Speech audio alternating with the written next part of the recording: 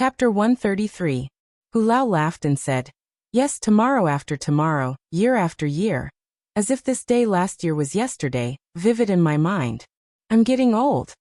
Li Jian, who had been silent all this time, interrupted and said, "It's because we're old that there are young talents flocking to us." Peng said with a smile, "Second brother is right. Didn't we all go through the same thing when we were young? However, I don't believe that eldest senior brother is old. Now that eldest senior brother's inner strength is profound, he is also a famous expert in the Jianghu. Although he is old, his ambition is still 1,000 miles away. He still has a lot of potential." Lu Qingyang Lu Laowu shouted, "What's there to be afraid of? When you're old, you can just eat the longevity pill." Hearing this, Hu Lao frowned and said solemnly, "Laowu, what did I say last year? Don't tell me you've forgotten?"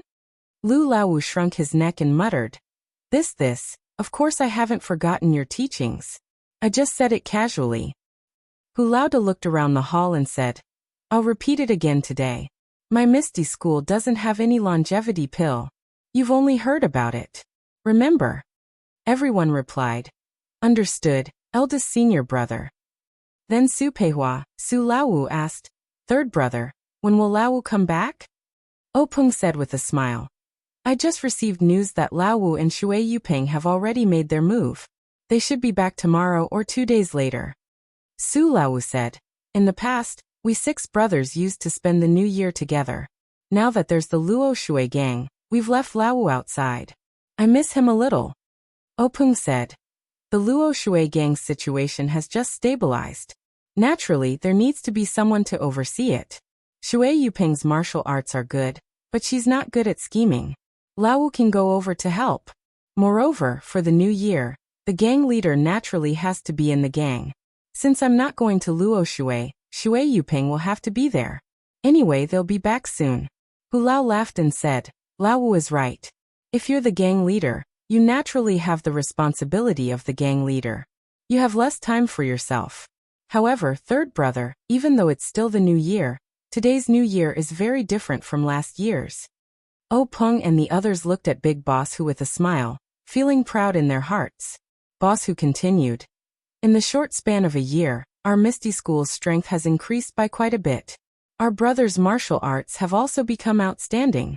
Not to mention, we have also joined forces with the Luo Shui gang, allowing our Misty School to develop both on land and on water. This is one good news after another." Old Fifth Lu suddenly interrupted, "Sesame blossoms and grows higher and higher." Everyone was stunned for a moment before they smiled and said, "Old Fifth's words are absolutely correct." Su Laolu was puzzled and asked, "Fifth brother, when did you learn to drop your bag?" Old Fifth Lu rolled his eyes and said, "If I don't read, I can't listen." So that was how it was. Everyone was delighted. When everyone finished laughing, Peng continued Hu Lao Da's words and said, "This is all thanks to the secret plane. Therefore, today, I asked you to stay behind to talk about the treasure hunt in the secret plane in a few days." Hearing this, Old Fifth Lu and Su Laolu did not speak. For this kind of discussion, they always only brought their ears and their mouths to drink. As for Li Jian, his face was still as calm as water. His eyes occasionally moved, but no one knew what he was thinking. Peng had already known about this situation. His words were directed at everyone, but his eyes were looking at Big Boss Hu. Big Boss Hu laughed and said, "Third brother, what are your thoughts? Let's listen first. Fourth brother is not here now. When he comes back, you can have a good discussion with him." Peng said, "In fact, it's very simple. Eldest senior brother, my opinion is the same as before. It's better for us to deal with the changes by sticking to the status quo. It's better for us to send an inconspicuous disciple." Big Boss Hu frowned and said, "During this period of time, the strength of our Misty School has greatly increased. The strength of our elite disciples has also greatly increased. It will definitely fall into the eyes of some discerning people. It's inevitable that they will pay more attention to some of our actions. If we only send a disciple, we have to consider the safety issue." Peng said with a smile, "It's precisely because people will pay attention to it that we should do this. If you and I go, won't we attract more attention? It's better to send more disciples out and set up some smokescreens, so that they can't figure out what we're going to do. In fact, I think that the secret plan may be known by others sooner or later. We can only hide it for as long as we can. We can take advantage of this time to get as much benefits as possible. Big Boss Who asked again. So this time, we still let Yanming Jusher lead the operation? Openg said with a wry smile. There's no other way. He has been there twice and is familiar with it.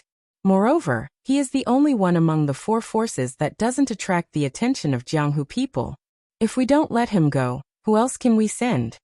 Big Boss Who laughed and said, Yanming Jusher is an honest and wonderful person with a good reputation. However, in front of the treasure, who won't be greedy? I hope he won't do anything stupid. Openg said, we choose him because he is the weakest among the four forces. Before he does anything, he will think it over. Big Boss Who said, in that case I have no objection. What about you? Big Boss Who turned to look at the others. Lu Laowu and Su Laolu were sipping wine. When they heard the eldest senior brother's question, they had no time to swallow the wine, and just nodded hurriedly. Li Laoer said in a low voice to show his agreement. Seeing this, Big Boss Who said with a smile, we have no objection. You go ahead and do it first. When Laosi comes back, we can discuss the specific details. By the way, it's better not to disclose this matter to Shui Yupeng. After all, we may know a person's face but not his heart. It can make us completely relieved. Openg said with a smile. Don't worry, eldest senior brother. The fewer people who know a secret, the more confidential it is. Big Boss Who said, well, this matter is settled. I'm relieved that you can do it. You can do it. The rest of the people also had the same look in their eyes and felt the same. Openg was speechless. He rubbed his nose with his fingers and smiled bitterly. Let's not talk about how Openg arranged the troops and arranged the disciples to release the smoke screen the next day. Let's talk about Zhang Xiaohua, who had been labeled as a glorious death. He had no idea that he had enjoyed the treatment of dying in the line of duty. He was just bored by the boring wait. It was snowing outside the cottage. It didn't stop until dawn. The sky also cleared up. The bright sunlight shone on the dozens of miles of frozen ground. Standing by the river, looking at the frozen jade belt and the snow-covered mountains, the golden sunlight hit one's face. The scene was extremely magnificent.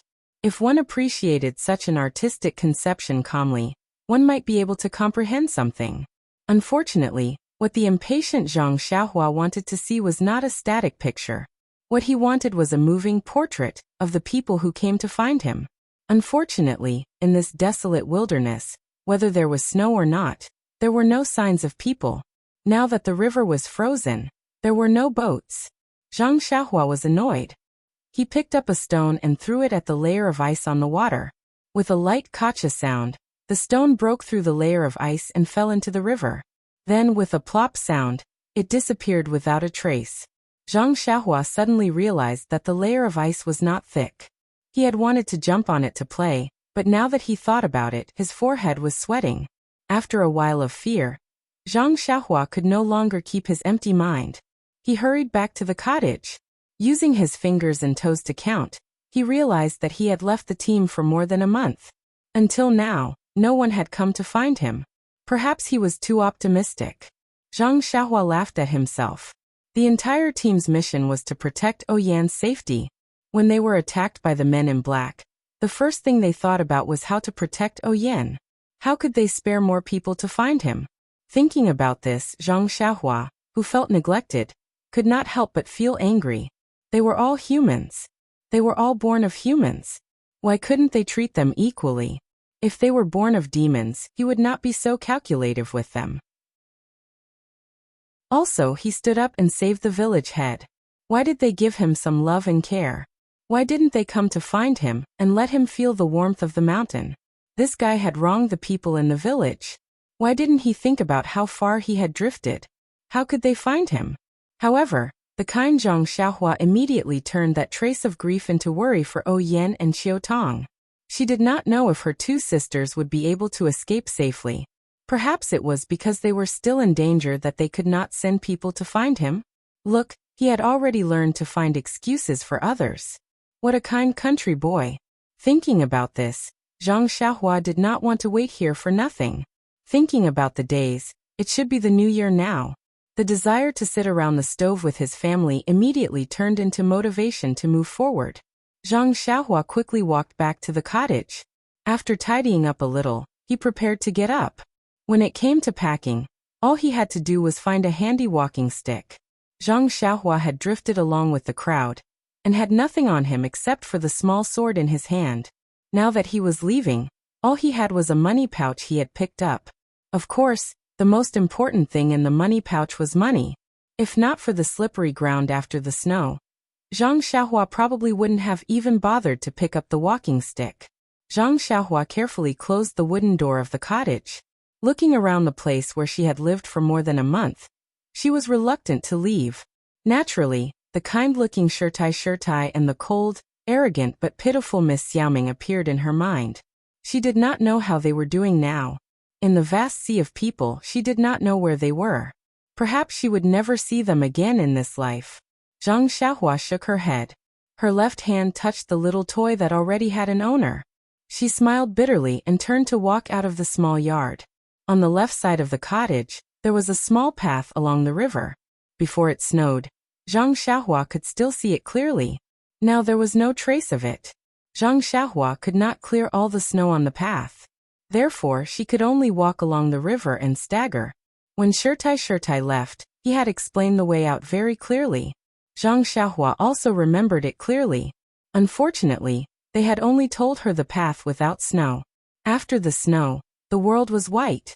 There were no signs, no directions. Zhang Xiaohua regretted it. What should she do?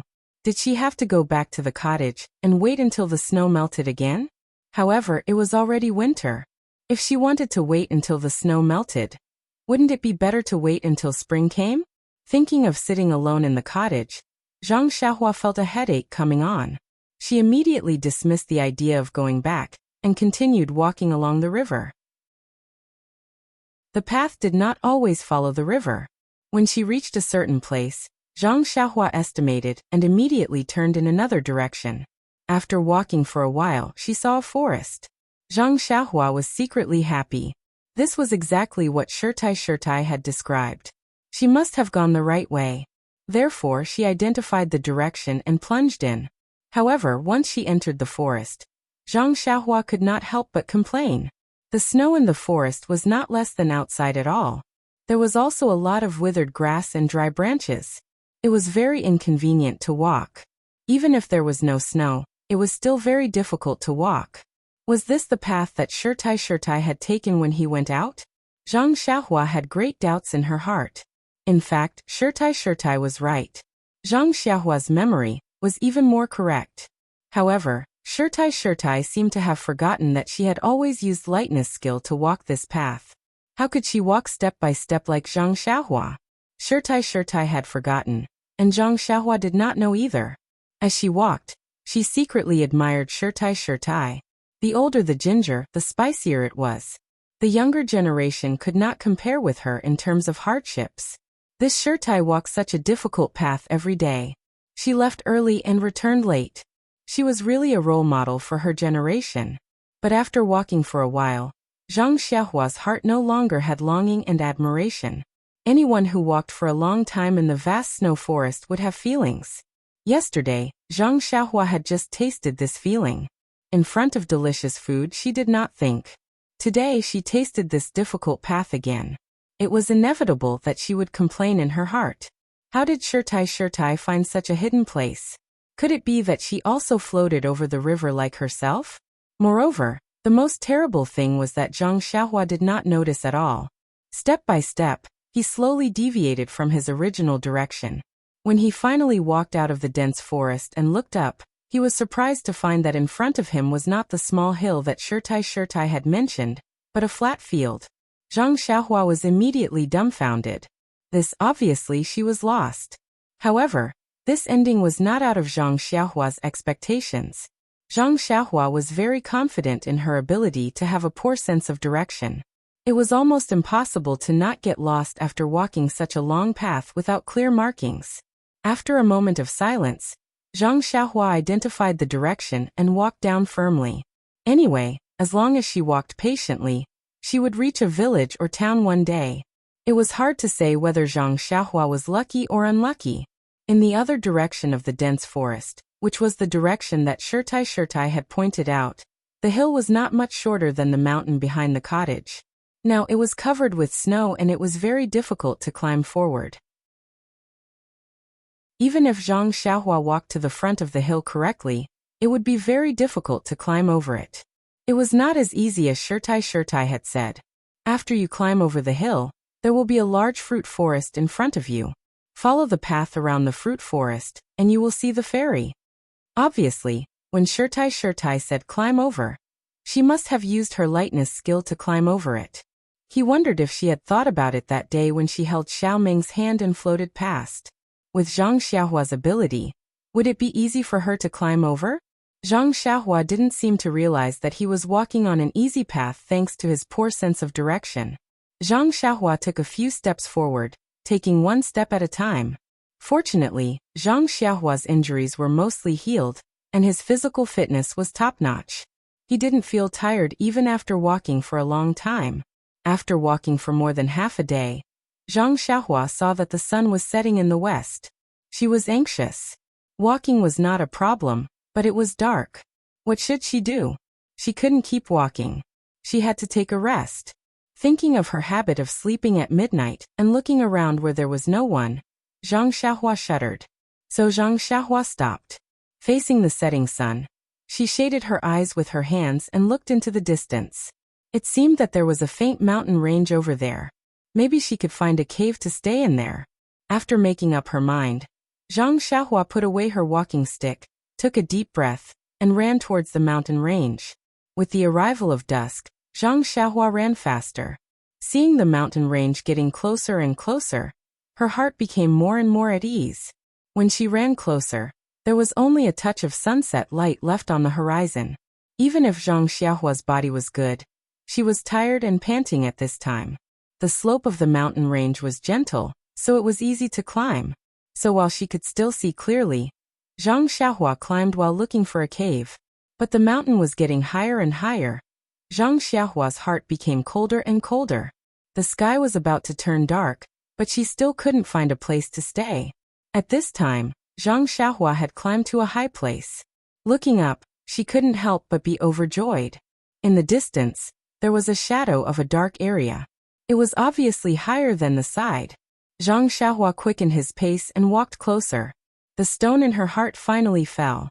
If it wasn't an abandoned house, then what was it? Zhang Xiaohua walked closer and took out a match. She lit it and saw that it was a dilapidated mountain temple. Half of the plaque in front of the door had fallen and was hanging there at an angle. She could vaguely see the big words on it, Mountain God Temple. Zhang Xiaohua was stunned. How could there be such a temple in the wilderness? But it was also good. Today it helped Zhang Xiaohua. At least she wouldn't have to sleep in the wilderness. Therefore, Zhang Xiaohua lit a match and looked around the mountain god temple briefly. Then he picked up some dried branches around the temple and started a raging bonfire in the temple's hall. After a tiring day, Zhang Xiaohua leaned against the warm fire and ate some dry rations that she brought with her. She immediately felt refreshed. Then, Zhang Xiaohua gathered her thoughts and got into a fighting stance. In this spacious mountain god temple, she practiced the Fist of the North Star 9 times. When the cool energy flowed through her body, Zhang Xiaohua stretched her arms and legs comfortably. These days were really comfortable. Of course, after recuperating from his injuries, Zhang Xiaohua practiced Elder Yu's swordsmanship to the best of his ability. After which, he found some straw at the back of the temple and laid it down beside the bonfire before falling asleep comfortably. Please add it to your collection, thank you. Chapter 134. The night was boundless and a half-moon hung in the sky. The white snow reflected a weak white light. In the quiet wilderness, a black dot like a bullet suddenly appeared in the distance and quickly shot towards the snow-covered mountains. That black dot from time to time swept past the branches that stretched into the night sky and stepped on the thick snow without touching the ground. The branches swayed slightly but the snow did not fall. The snow that was stepped on only left a slight trace. Obviously, this was a very high level of Qinggong. It turned out that this was a night walker dressed in black. The black-clothed man's speed was very fast. Not long after, he had reached the bottom of the mountain.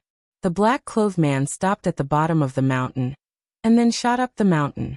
His speed was not much slower than when he was on the plains. Not long after, he came to a flat place. He looked around and ran towards a dark place. When he got close, the dark thing showed its outline. Wasn't it the mountain temple where Zhang Xiaohua stayed at night? At this time, the black-clothed man suddenly stopped. He took out something from his arms and slowly walked to the door. He stuck his head out and stared at Zhang Xiaohua, who was sleeping next to a bonfire that was about to extinguish. After listening for a while, he walked in with heavy footsteps. When he entered the temple, under the weak light of the fire, the black dagger in the black-clothed man's hand emitted a cold aura. The black-clothed man saw the young boy lying next to the bonfire, and was slightly relieved. But his hand was still holding the dagger. He walked a few steps into the temple, and picked up a small stone from the ground. He threw it at Zhang Xiaohua. The stone hit Zhang Xiaohua's hand. It was very light. Zhang Xiaohua was sleeping soundly at this time. How could he feel it? However, it was precisely his lack of feeling and reaction that made the black-clothed man very surprised. He carefully stepped forward and tried to kick Zhang Xiaohua, but he still did not move like a dead pig. The black-clothed man heaved a sigh of relief. It turned out that this person was already dead. The black-clothed man used his finger to test Zhang Xiaohua's nose. Hey, why is he still breathing? The black-clothed man was puzzled. Then he pushed Zhang Xiaohua with all his strength. But Zhang Xiaohua did not seem to feel anything. He turned over and went back to sleep. When the person saw this, he ignored Zhang Xiaohua and casually picked up a few withered branches from the side, and added them to the almost extinguished bonfire. The flames immediately circled around the branches and burned rapidly. The entire temple immediately lit up and warmed up. Not long after, the black-clothed man's eyes looking at the flame suddenly glanced up. He seemed to have noticed something, and then stared at the temple door. Sure enough, a black shadow rushed in from outside, bringing in a gust of cold wind. The bonfire swayed left and right. When that person stood still, it was a short and thin night walker. He also had a black cloth wrapped around his head, so people could not see his face clearly. The person who came later looked around the temple, and saw Zhang Xiaohua beside the bonfire. He frowned and said, "Mei Laoyao, who is this boy?" The black-clothed man called Mei Laoyao smiled and said, "I don't know. When I got here, this boy was already sleeping here."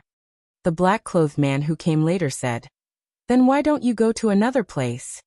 Mei Laoyao said unhappily, "Do you think it's easy to find a hidden place? I tried just now. This boy is asleep. I can't do anything. He doesn't have any internal energy. He's probably a country boy who got lost. Shopkeeper Lu, you're too careful." When Shopkeeper Lu heard this, he walked forward and said, "It's better to be safe than sorry. If I wasn't careful, how could I live until now?" Shopkeeper Lu walked to Zhang Xiaohua and also looked at him.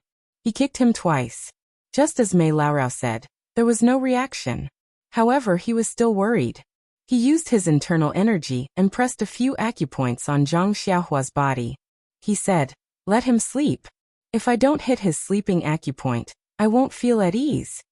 Mei Laoyao was still warming himself by the fire. He said, "Okay, you're finally relieved. Come and warm yourself." Shopkeeper Lu sat beside the bonfire and asked, "Mei Laoyao, how did you find this place? I've been in Misty Rain Town for so long. How come I've never heard of a mountain god temple here?" Mei Laoyao said unhappily, "Just because you haven't heard of it doesn't mean it doesn't exist. I came to Misty Rain Town for a mission 2 years ago, and was discovered by my enemies. When I chased all the way here, I found it on the mountain. When I looked for you this time, I suddenly thought that such a secluded place would be the best place to see you." Shopkeeper Lu said with a smile, "That's right. A place that even I don't know of is naturally very appropriate.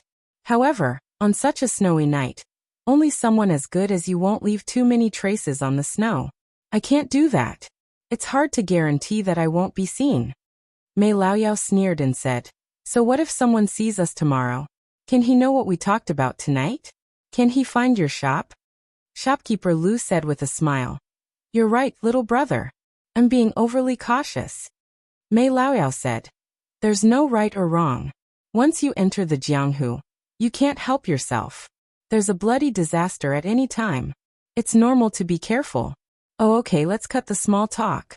What's wrong with the Tan family?" Shopkeeper Lu immediately stopped smiling and said, "The Tan family is managed like a family.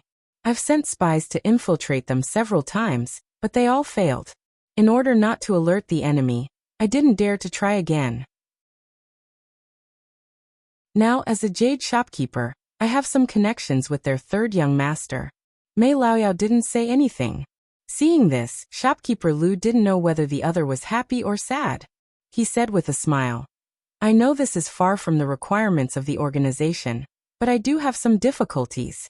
You see, I've made friends with some low-level disciples. They can't get close to the core of the Tan family, and they can't find out anything useful. As for the core disciples, not to mention their eldest young master and second young master, who are all outstanding talents and extremely shrewd, even disciples like Tan Wen and Tan Wu, who are slightly from the side branches, have received strict training since they were young. They are strict with themselves in all aspects. It's very difficult to cater to their preferences." Mei Laoyao frowned and said, "This is the truth. The organization also knows this. Didn't they let you come here because they liked your specialty? That's why they gave you this tough nut to crack? You have to display the spirit of not being afraid of hardship and not being tired. Bring out the spirit you used to be good at fighting battles. Strive to put a Kongming lantern in this difficult place." Shopkeeper Lu was stunned and said, "This? Brother Mei, what is a Kongming lantern?" Mei Laoyao smiled and said, "Brother Lu, you're just a country bumpkin. A Kongming lantern is a lantern that can be placed in the sky. It's like you've made achievements that people look up to." Shopkeeper Lu cupped his hands and said, I'm impressed. Brother Mei, a scholar who has been away for 3 days must be looked at with new eyes. After your training at the headquarters, your level has improved greatly." Mei Laoyao was also happy.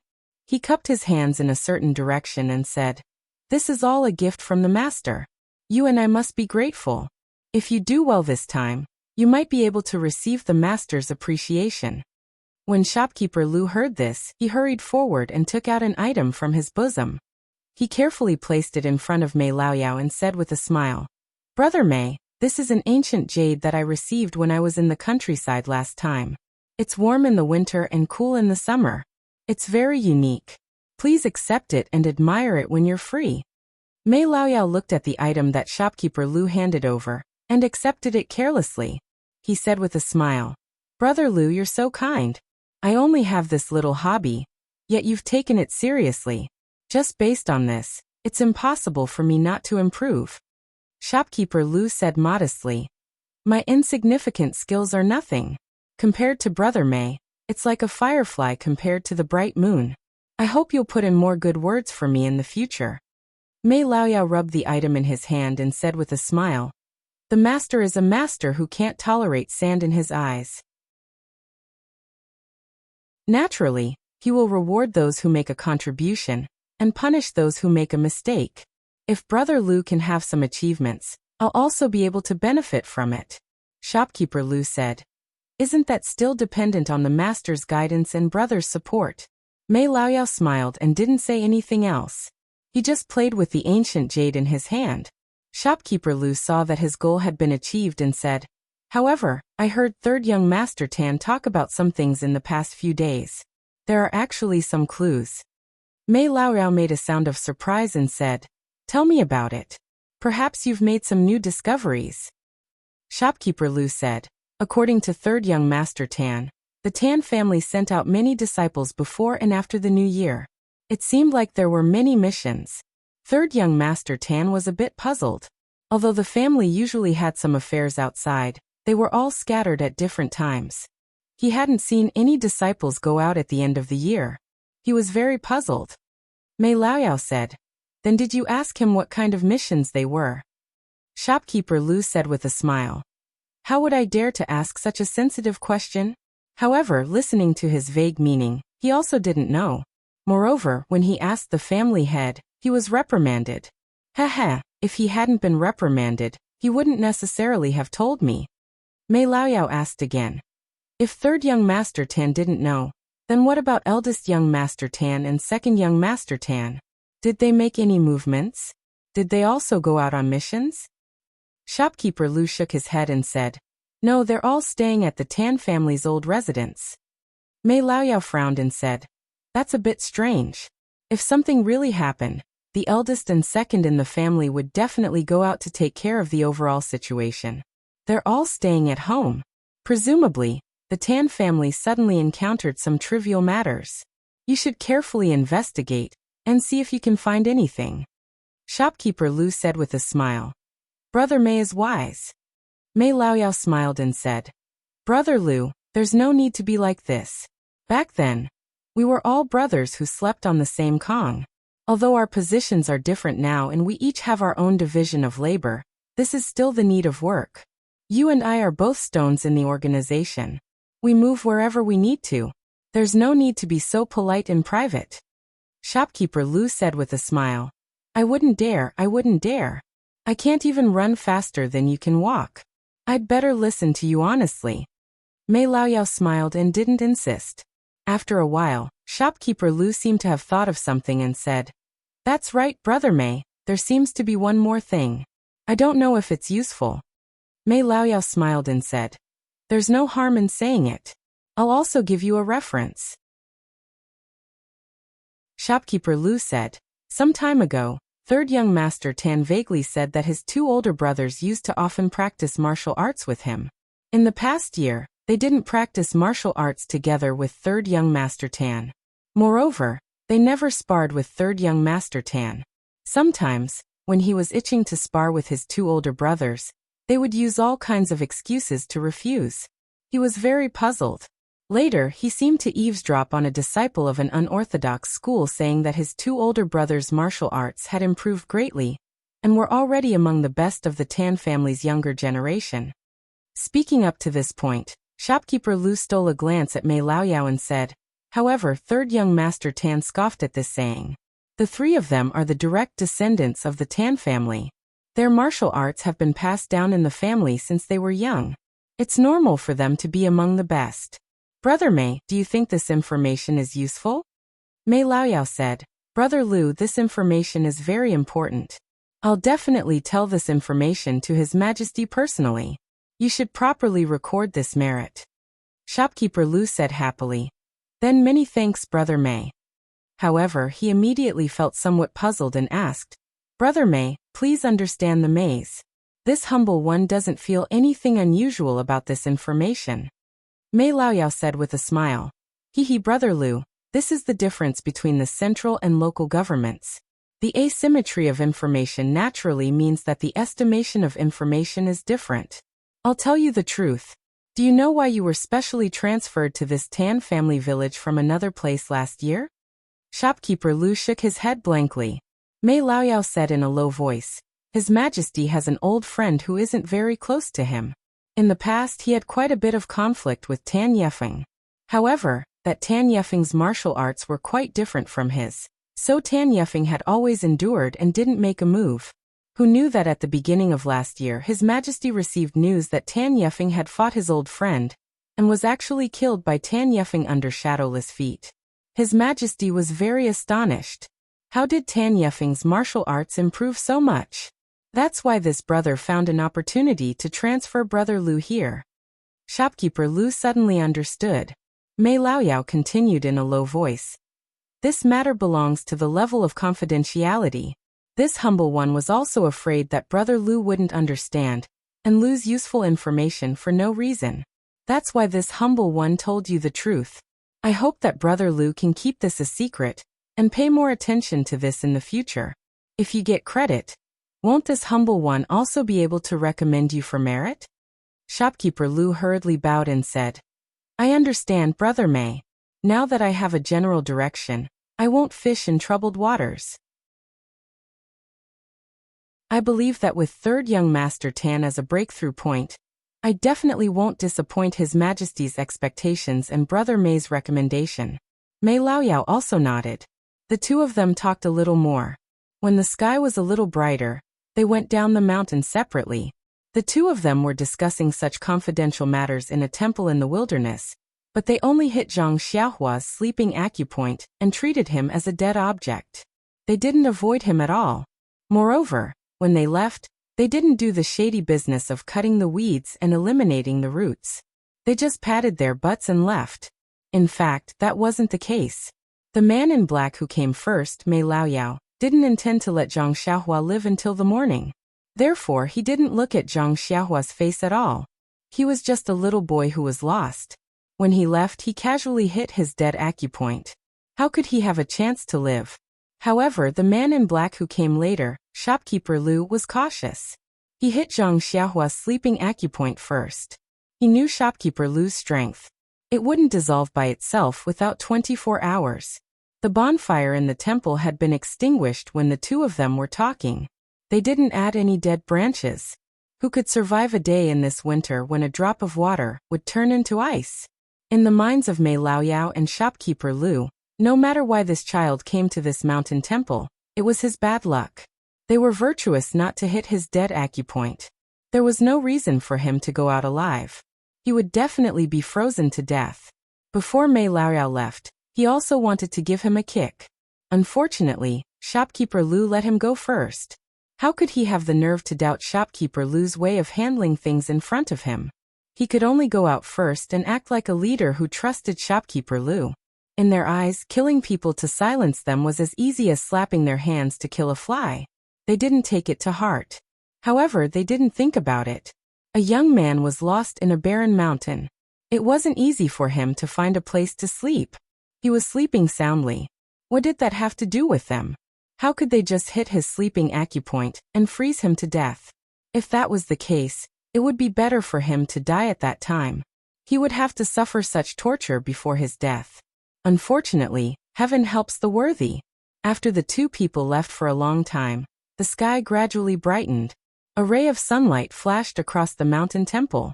Zhang Xiaohua, whose sleeping acupoint had been hit, suddenly opened her eyes. As usual, a ball of light flashed in her eyes. She stretched her body and sat up. She looked around and saw the ashes of the bonfire that had lost its heat. Only then did she remember what happened last night. She stretched herself and secretly rejoiced. If she didn't have this temple, she didn't know how to get through the long night. After wiping her face with the snow outside, Zhang Xiaohua pulled herself together and started practicing her fist and sword techniques. She only stopped when her body was completely comfortable. She ate some dry rations and prepared to go down the mountain to find a town. But when she left the mountain temple and looked at the snowy mountains, Zhang Xiaohua frowned. The Shirtai was really harmful. What kind of secluded place was this? She had walked for an entire day before arriving at this mountain range. How should she proceed from here? Just as she was hesitating and cursing in frustration, Zhang Xiaohua's eyes suddenly lit up. She could see a few rows of footprints in front of the steps of the mountain temple. Those small footprints were naturally Zhang Xiaohua's own. There were also a few rows of larger footprints beside them. Needless to say, they were definitely left behind by others who came to the mountain temple. Zhang Xiaohua was excited. When she came here yesterday, it was already dark, so she naturally didn't see them. Now that it was daybreak, they pointed her in the right direction. This mountain temple was really efficacious. No wonder there were still people coming here even though it was so remote. However, there didn't seem to be any idols in the mountain temple. But why would Zhang Xiaohua care if there were idols or not? After thanking this inexplicable god in her heart, Zhang Xiaohua packed up and prepared to follow the footprints to find a town. At the very least, she should be able to find a place with signs of human habitation. Please add it to your collection, thank you.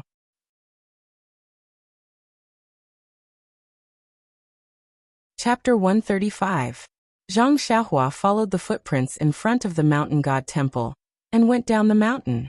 However, he soon found that the footprints were strange. The footprints seemed to belong to two people. One of them stepped deeper, and the other stepped shallower. However, they had one thing in common, which was that the footprints were very big. One step was enough for Zhang Xiaohua to walk several steps. Zhang Xiaohua was a little surprised. How long were these people's legs? Moreover, when going down the mountain, people walked on steep roads, but Zhang Xiaohua couldn't. He had to find a gentle slope and look for the footprints at the bottom of the mountain. After walking for a while, Zhang Xiaohua understood everything. There was a small forest in front of him. When he walked to the forest, the footprints disappeared and reappeared on the other side of the forest. At this time, Zhang Xiaohua, who was half a step into Jianghu, seemed to know that the footprints he followed were left by a martial arts master. But why did these masters go to the mountain god temple? Zhang Xiaohua didn't want to know. He just wanted to let the footprints take him back to the human world. After walking for a while, Zhang Xiaohua encountered another problem. The footprints were divided into two lines, and they went in different directions. For this kind of problem, Zhang Xiaohua didn't hesitate and easily chose the right answer. Why? Thinking with Zhang Xiaohua's heel, he knew that if he followed the footprints that were deeper, then the footprints that were shallower must be good at lightness skill. The snow was vast. If the master was excited and stepped on the snow without leaving any trace, wouldn't Zhang Xiaohua follow him in vain? Since he chose the direction, Zhang Xiaohua followed the footprints of the martial arts master he had never met. He faced the rising sun and walked forward proudly. These footprints were worthy of Zhang Xiaohua. Although the depth of the footprints differed from time to time, Zhang Xiaohua could still distinguish them. Along the way, the footprints didn't seem to be any different, which made Zhang Xiaohua feel very grateful. Zhang Xiaohua couldn't stop praising this God-given good man. Now shopkeeper Liu, who had already returned to the shop and wanted to freeze Zhang Xiaohua to death, kept sneezing. He couldn't stop cursing Zhang Xiaohua in his heart. What a lucky bastard. He actually found such a remote place to meet. Now he had caught a cold and had to spend money to see a doctor. It was almost noon. Zhang Xiaohua was a little hungry. When she came out, she only took some dry food. She had planned to eat halfway. Now she didn't know where she was. She had eaten the rest in the morning. If she didn't find anyone today, she would be hungry at night. Just as Zhang Xiaohua was letting his imagination run wild, he suddenly saw smoke on the horizon. Zhang Xiaohua was overjoyed. He immediately turned around and ran towards the smoke. He didn't care about following in the footsteps of that arrogant man. The most direct result was that shopkeeper Liu, who just took the money and went out, suddenly stopped sneezing. He touched his nose, shook his head and said to himself, "Heaven helps the good. Last night, I didn't kill the country boy in the wild temple. I just sealed his sleeping acupoint and let him freeze to death. In comparison, I have accumulated good karma. I immediately received interest and didn't need to spend money to see a doctor.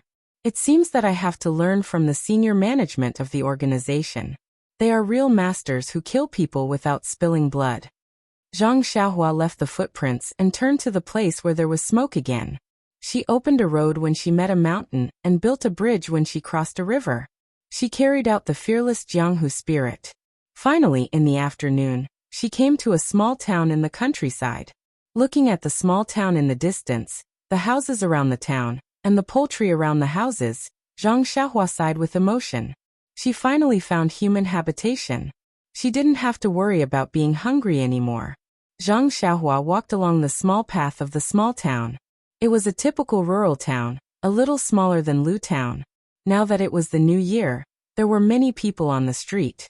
They were all wearing new clothes and smiling.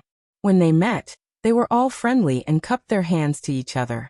Many young boys about the same age as Zhang Xiaohua were holding incense and setting off firecrackers happily.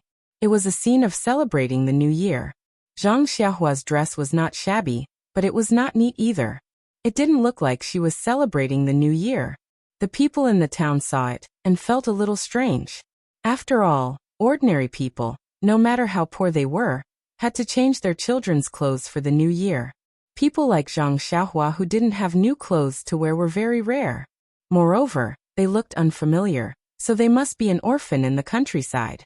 How could Zhang Xiaohua care about other people's faces? He looked for a place where he could buy food. However, after searching for a while, he suddenly realized that it was the new year. Ordinary small shops were closed and not open for business. Where could he buy food? Zhang Xiaohua secretly touched the money bag in his arms. He couldn't help but smile bitterly. Since he was born, he had never taken so much money. He even had to starve. It was really unfair. Looking at the shops in the small town that were basically closed, Zhang Xiaohua couldn't help but smile bitterly. Did he have to wait until the 6th day of the new year to buy food? He doubted whether he could survive until then. Zhang Xiaohua sighed. It was impossible. He could only find someone and knock on the door to buy food. At this time, a young man in his 20s walked in front of him. He was dressed very brightly, had greasy hair and a powdered face. He seemed to be humming a little song.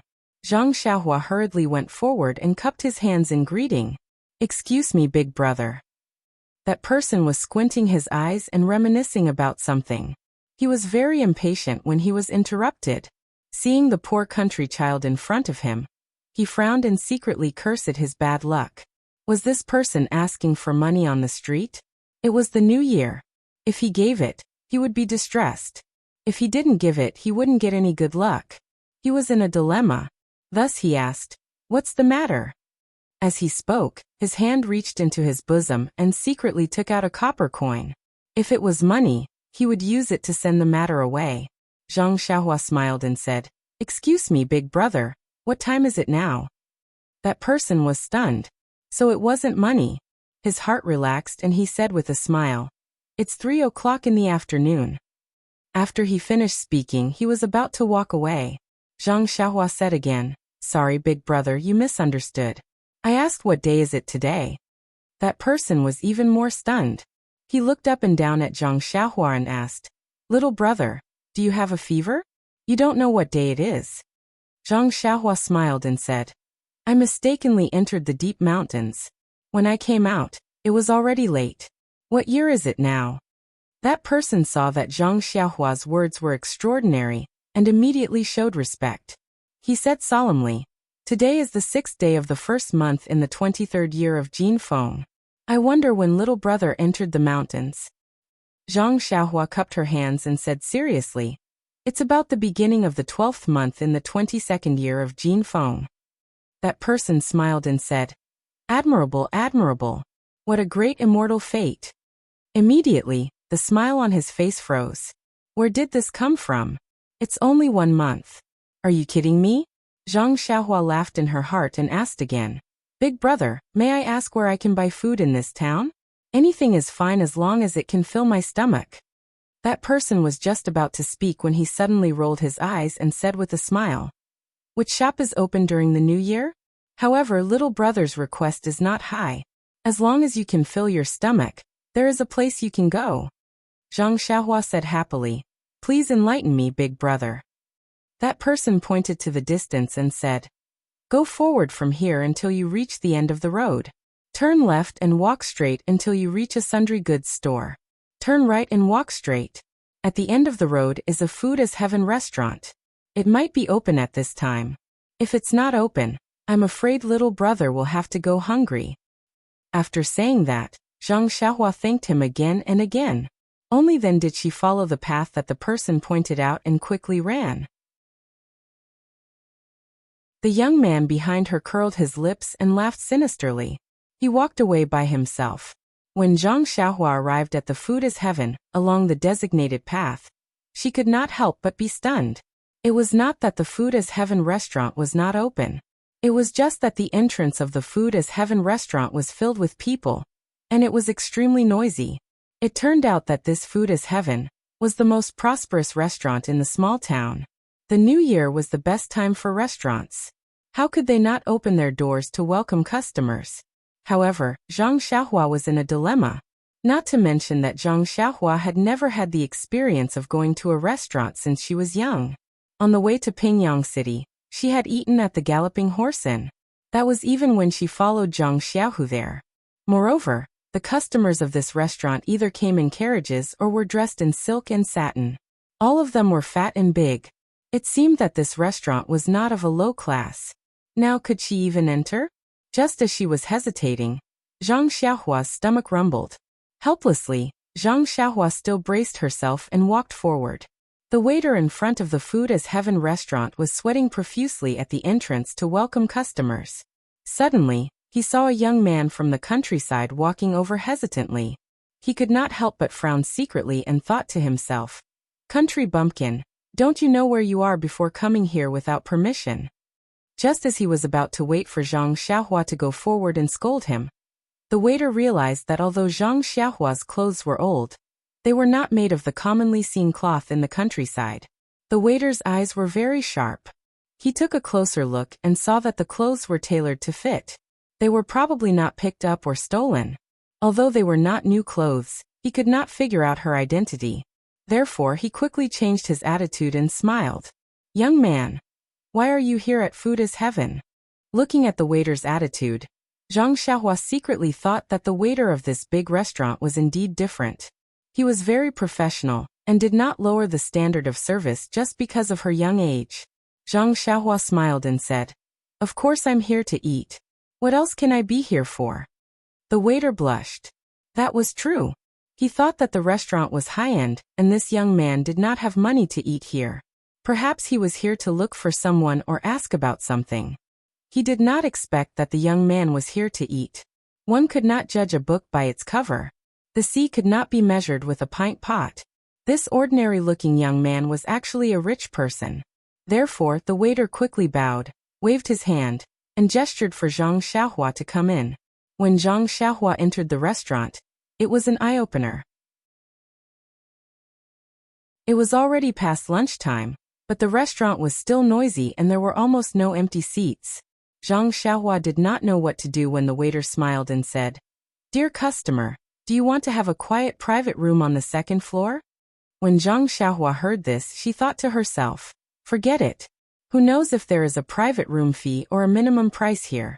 Although I have never eaten in a restaurant, the ancients said that even if I have not eaten pork, I have seen pigs run.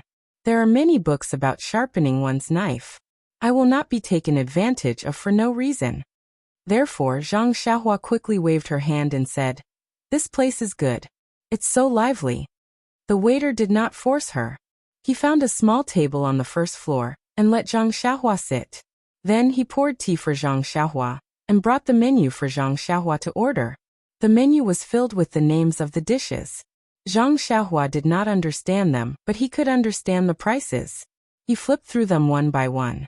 In the end, he secretly curled his lips. Why are they so expensive? He did not know what they were, but he could not bear to part with the money. When the waiter saw that he did not order after flipping through the menu, he thought that there was nothing he liked. So he smiled and said, "If dear customer is not satisfied, this small restaurant has a secret recipe. I will give you a few dishes to see if you are satisfied." The waiter swallowed his saliva and recited the names of several dishes in one breath. His voice was high and low, and it was very pleasant to hear. Zhang Xiaohua was very surprised when he heard it. This restaurant was different from others. Just reciting the names of the dishes was like singing. However, when he casually asked about the price of a dish, he immediately withered. It was actually much more expensive than the menu. Zhang Xiaohua rolled her eyes and asked, "Waiter, how much is the white rice in your restaurant?" The waiter was stunned and said casually, "White rice is free." Hearing this, Zhang Xiaohua was very happy. She clapped her hands and said, "Good, that's it. Give me 5 big bowls of white rice." The waiter trembled and almost dropped the menu in his hand. He glared fiercely at Zhang Xiaohua. If it wasn't for the fact that they were in public and he was afraid that it would affect the restaurant's business, the waiter only wanted to step over and grab Zhang Xiaohua's neck and throw him out. Wasn't this just making fun of him? Looking at the waiter's angry eyes, Zhang Xiaohua was stunned. She smiled innocently and asked, "Waiter, what are you doing here? Hurry up and get to work. Give me the white rice." The waiter gritted his teeth and said with a smile, "Dear customer, this white rice is free, but you should at least order a dish." Zhang Xiaohua was stunned and said, "You didn't say that just now." The waiter lowered his head and said, "That was this little one's negligence." "Please forgive me," Zhang Xiaohua asked. "Must I order a dish?" The waiter said, "Yes." Zhang Xiaohua asked again, "Are you sure? Must I order a dish?" The waiter said with certainty. Yes, I'm sure, definitely and definitely. Zhang Xiaohua laughed and said, Hee hee, I only knew that I had to order a dish after you said it. If you didn't say it, how would I know that I had to order a dish? Since you said it, then I can only order a dish. Alright, I'll order this. Zhang Xiaohua pointed at the cheapest dish on the menu, mala chicken offal. The waiter looked and asked, Dear customer, are you sure? Zhang Xiaohua nodded and said, I'm sure, definitely and definitely. The waiter said, Then dear customer, you won't go back on your word? Zhang Xiaohua laughed and said, I won't. This one has always been a man of his word. As the saying goes, a gentleman's word is as fast as a horse's whip. If I say this, then I will. The waiter nodded and said, Then dear customer, you won't add any other dishes? Zhang Xiaohua shook her head and said, There's no need. However, I still want those 5 big bowls of white rice. Thus, the waiter put away the menu and said, Please wait a moment. Only then did he stagger away with a heart full of resentment.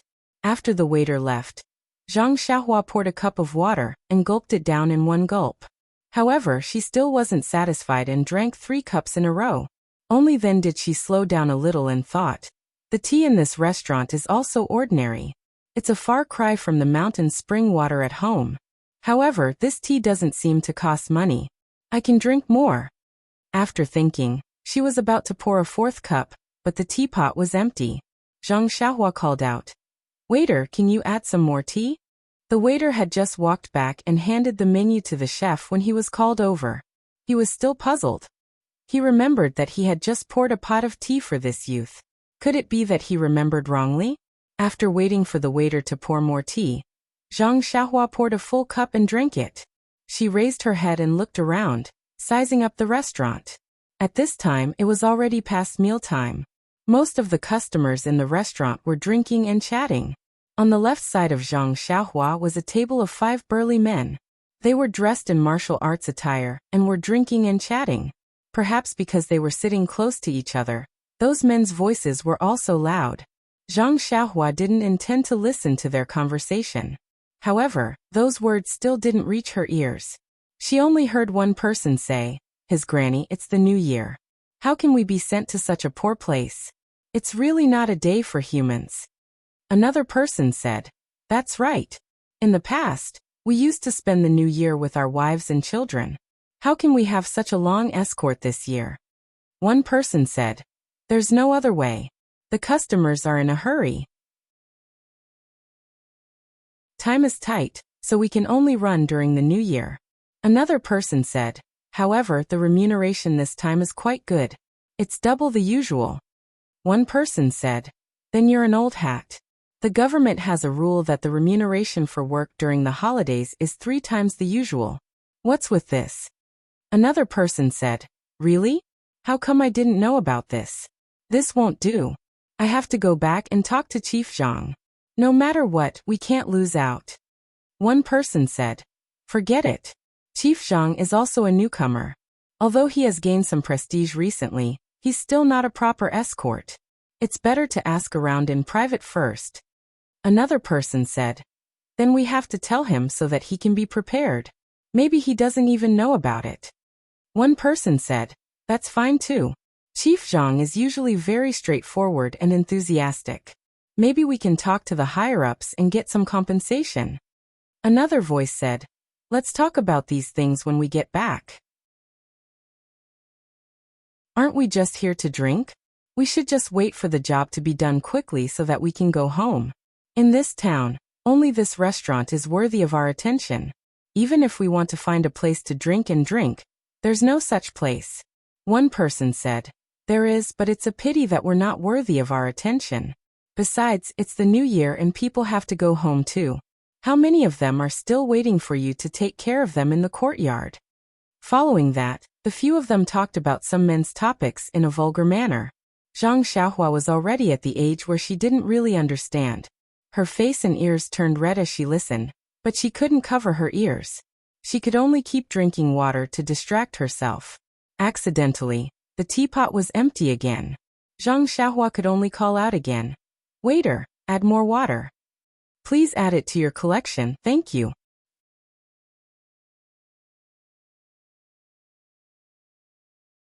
Chapter 136.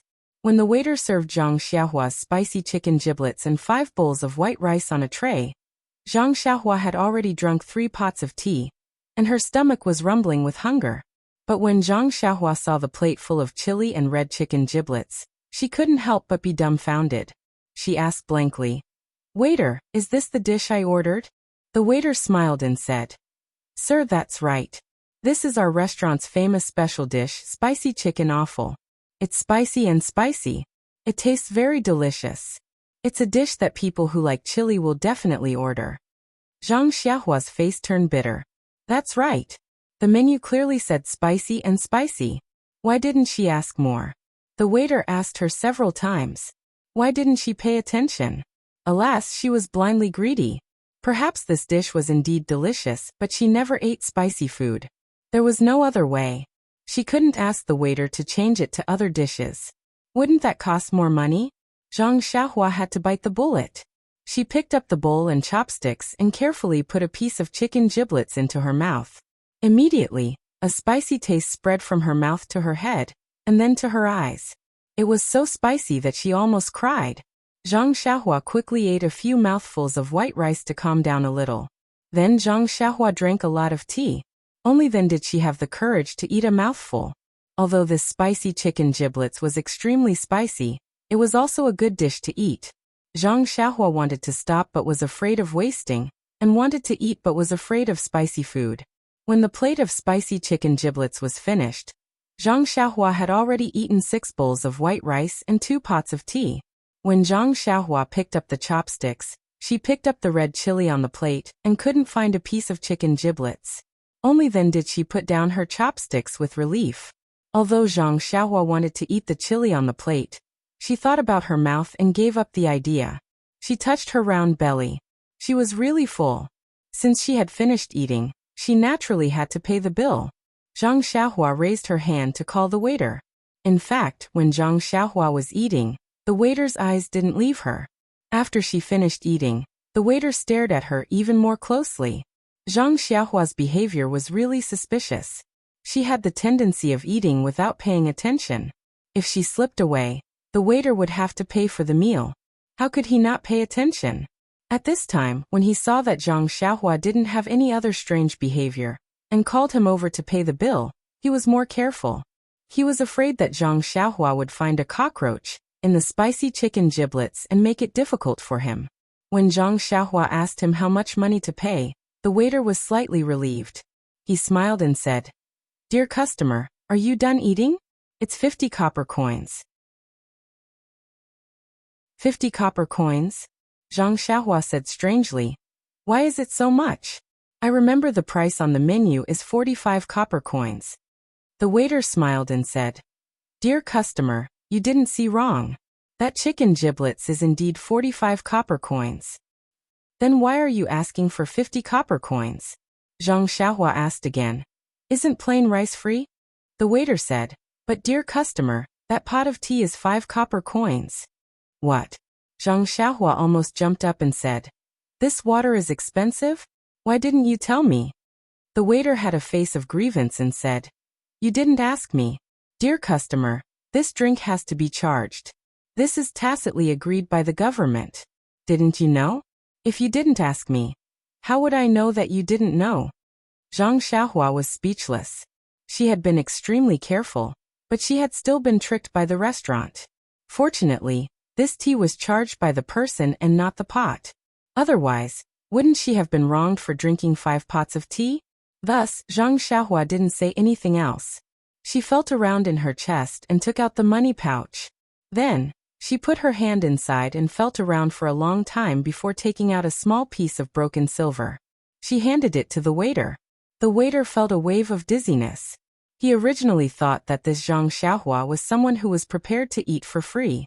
He had already made some preparations, but he didn't expect that the other party would actually pay the bill. If you want to pay the bill, then pay the bill. It's only 50 copper coins. You can just give me copper coins, but you gave me a piece of silver. It looks like it's at least 3 to 5 copper coins. Aren't you playing with me?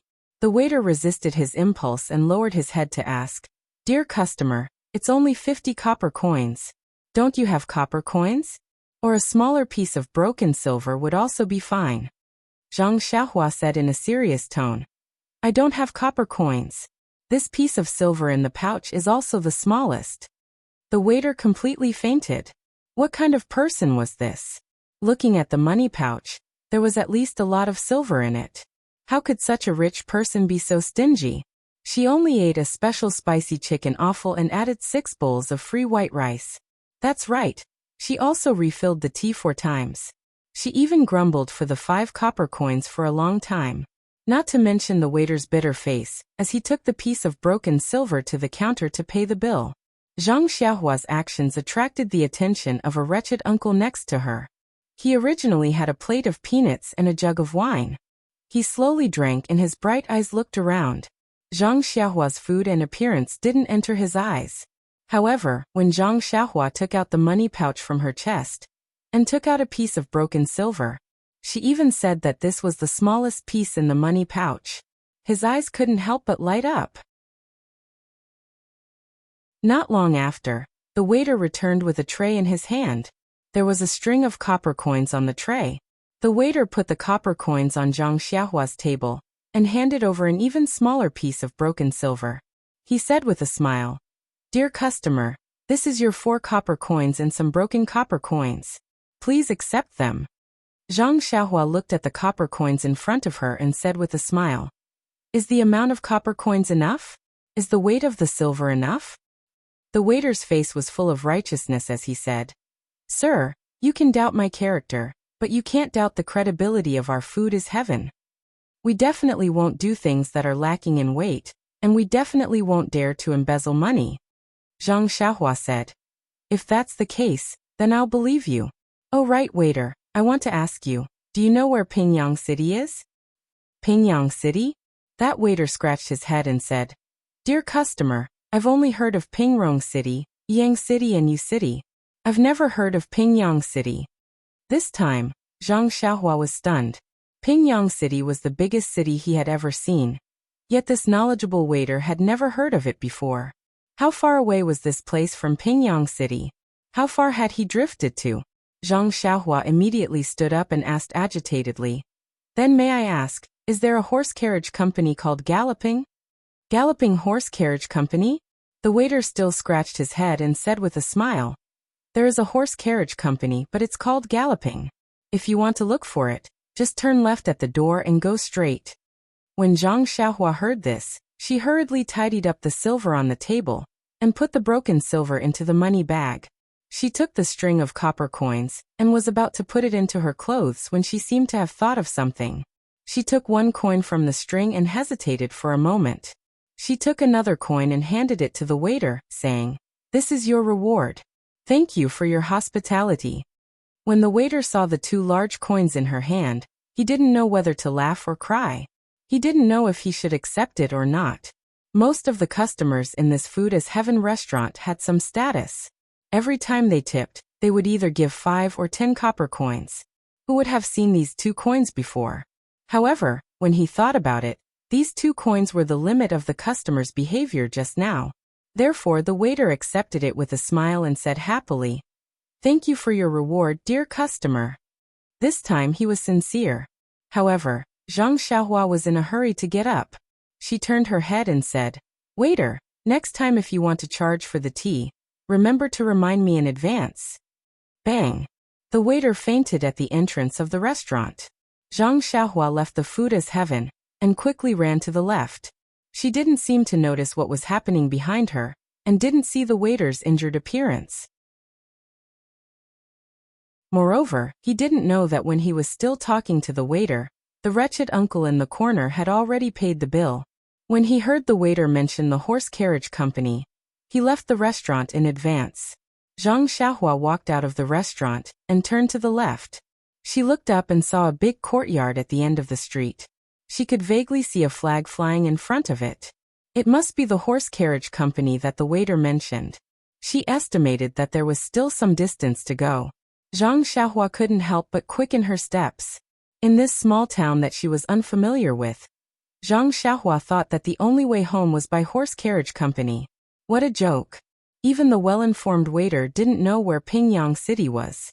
It must be very far away. If she were to walk home, how long would it take? The first time in his life that he went on a long journey was by horse carriage. This time, he naturally thought of horse carriage.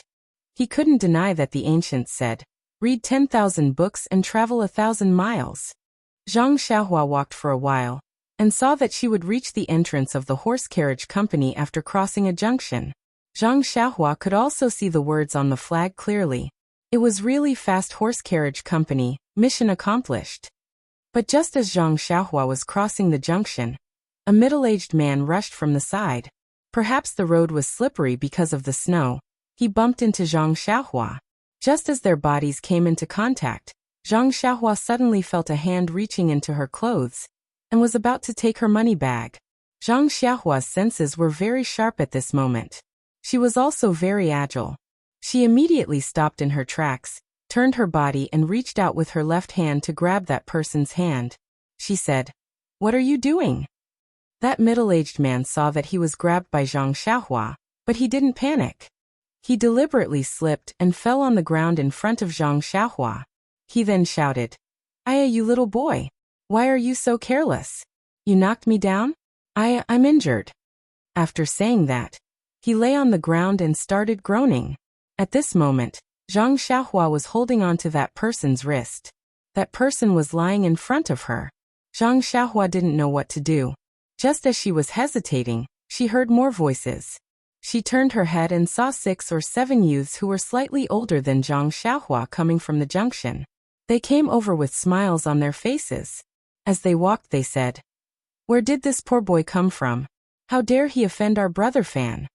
Seeing this scene, how could Zhang Xiaohua, who had already stolen money bags from Pingyang City, not know what was going on? However, things had changed with the passage of time. The current Zhang Xiaohua was no longer the Zhang Xiaohua he used to be. Not to mention that the current Zhang Xiaohua had used his own small sword to successfully assassinate a black-clothed expert. Just based on his proficient fist of the North Star, he wasn't afraid of these youths who were slightly older than him. Hence, he let go of that middle-aged man's wrist and crossed his arms in front of his chest. He smiled at the people coming from afar, full of confidence. At this moment, Zhang Xiaohua was no longer the timid and brainless country boy he used to be. That middle-aged brother Fan saw a group of youths surrounding him and laughed in his heart. Seeing that Zhang Xiaohua had let go of his wrist, he didn't get up. He just sat cross-legged on the ground. Some of the people around them avoided them, as if they had seen a ferocious dog. Those who were braver stood far away and looked at Zhang Xiaohua with pity. Those who were timid had already run away, afraid that these local ruffians would see them. When the group of youths came in front and surrounded Zhang Xiaohua, that wretched middle-aged man opened his mouth and said, "Little brother, you accidentally knocked me down. Look, I'm injured to the point that I can't get up. What do you think we should do?" Zhang Xiaohua looked at the surrounding youths and smiled at Brother Fan. "Big brother, I walked very normally. Even if I was a little fast, you were the one who bumped into me from the side. If we were to talk about injuries, it should be me." Brother Fan said in a sharp voice, "You're right. Look at the situation now. Are you sitting on the ground or am I sitting on the ground?" Zhang Xiaohua said, "There's so much snow on the ground. I'm not in the mood to sit down. Who knew that you would have such a weird habit of sitting in such dirty places?" Brother Fan said with a smile, "Little brother, you're quite eloquent. Unfortunately, the eyes of the surrounding crowd are as sharp as snow. They all saw it. You can't deny it even if you want to." Zhang Xiaohua smiled and said, "Sai, if that's the case, you say you're right and I say I'm right. Then let's go to the yamen." Hearing this, Brother Fan sat up and said with a smile, "Little brother, if that's the case, you're definitely not going to follow the rules?"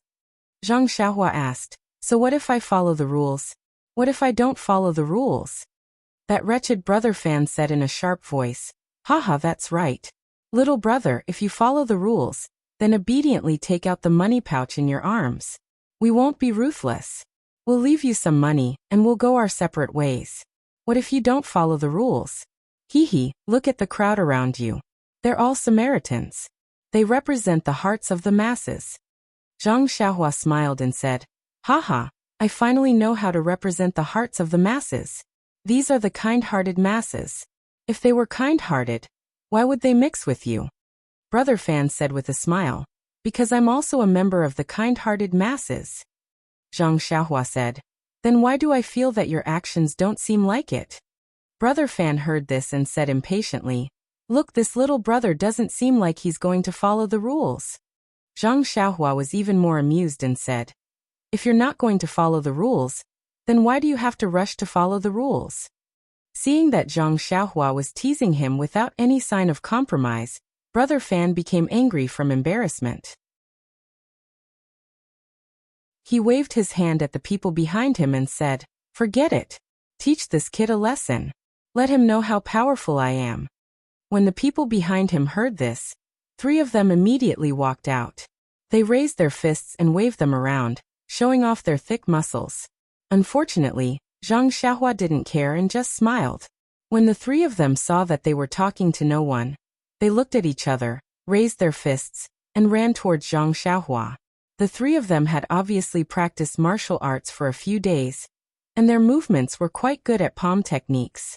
However, as soon as they got close, Zhang Xiaohua took advantage of them, and used a move from the fist of the North Star to block the fist of the person in front of her. Then, she changed her move and swept her leg towards the person's non-existent lower body. With a bang, the man fell to the ground. At this time, another person also came in front of her. Zhang Xiaohua didn't dodge and raised her fist to meet the person's fist. There was also a muffled sound as the 2 fists collided. Zhang Xiaohua didn't move. The person cried out in pain and held his fist. He took a few steps back and opened his mouth in pain. The remaining person came closer, but when he saw what happened to the other 2, he was already scared. He retreated and prepared to retreat. How could Zhang Xiaohua let him go? She shot forward and kicked the person's waist. That person also fell to the ground with an ouch. Zhang Xiaohua was puzzled. Her kick wasn't very strong. Seeing that his 3 subordinates had been defeated, Brother Fan was in a dilemma. If he ran away without fighting, it would be difficult for him to convince the others in the future. However, if he continued to fight, the remaining 4 people and himself might not be a match for this person. What should he do? Brother Fan thought for a moment, then took out something from his waist, and made a gesture to the other 4 people. The 4 of them did the same.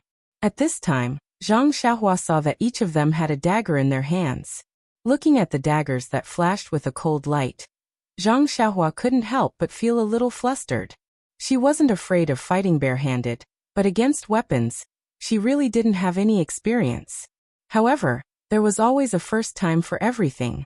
Perhaps this was a kind of test for herself.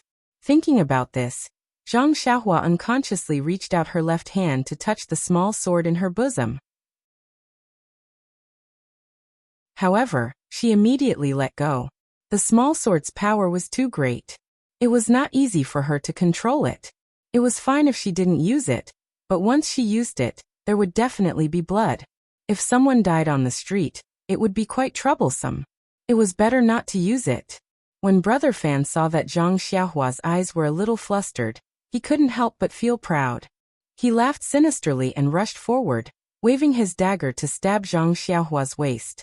As for the other 4, when they saw their leader coming forward, they also swarmed over, waving their daggers. When Zhang Xiaohua saw the shining daggers stabbing at different parts of her body, she couldn't help but panic. She tried to move her body and used the defensive fist technique of the Fist of the North Star, dodging left and right. After dodging a few moves, she was careless and her arm was cut by a dagger. A smear of fresh blood instantly dyed her sleeve. The injured Zhang Xiaohua suddenly calmed down. She knew that blindly defending wouldn't be of much use. The best defense was offense. Zhang Xiaohua slightly adjusted her pace. Seeing a gap between the daggers, she took a big stride forward and raised her leg to kick one of the people's wrist. Ouch! That dagger flew into the air.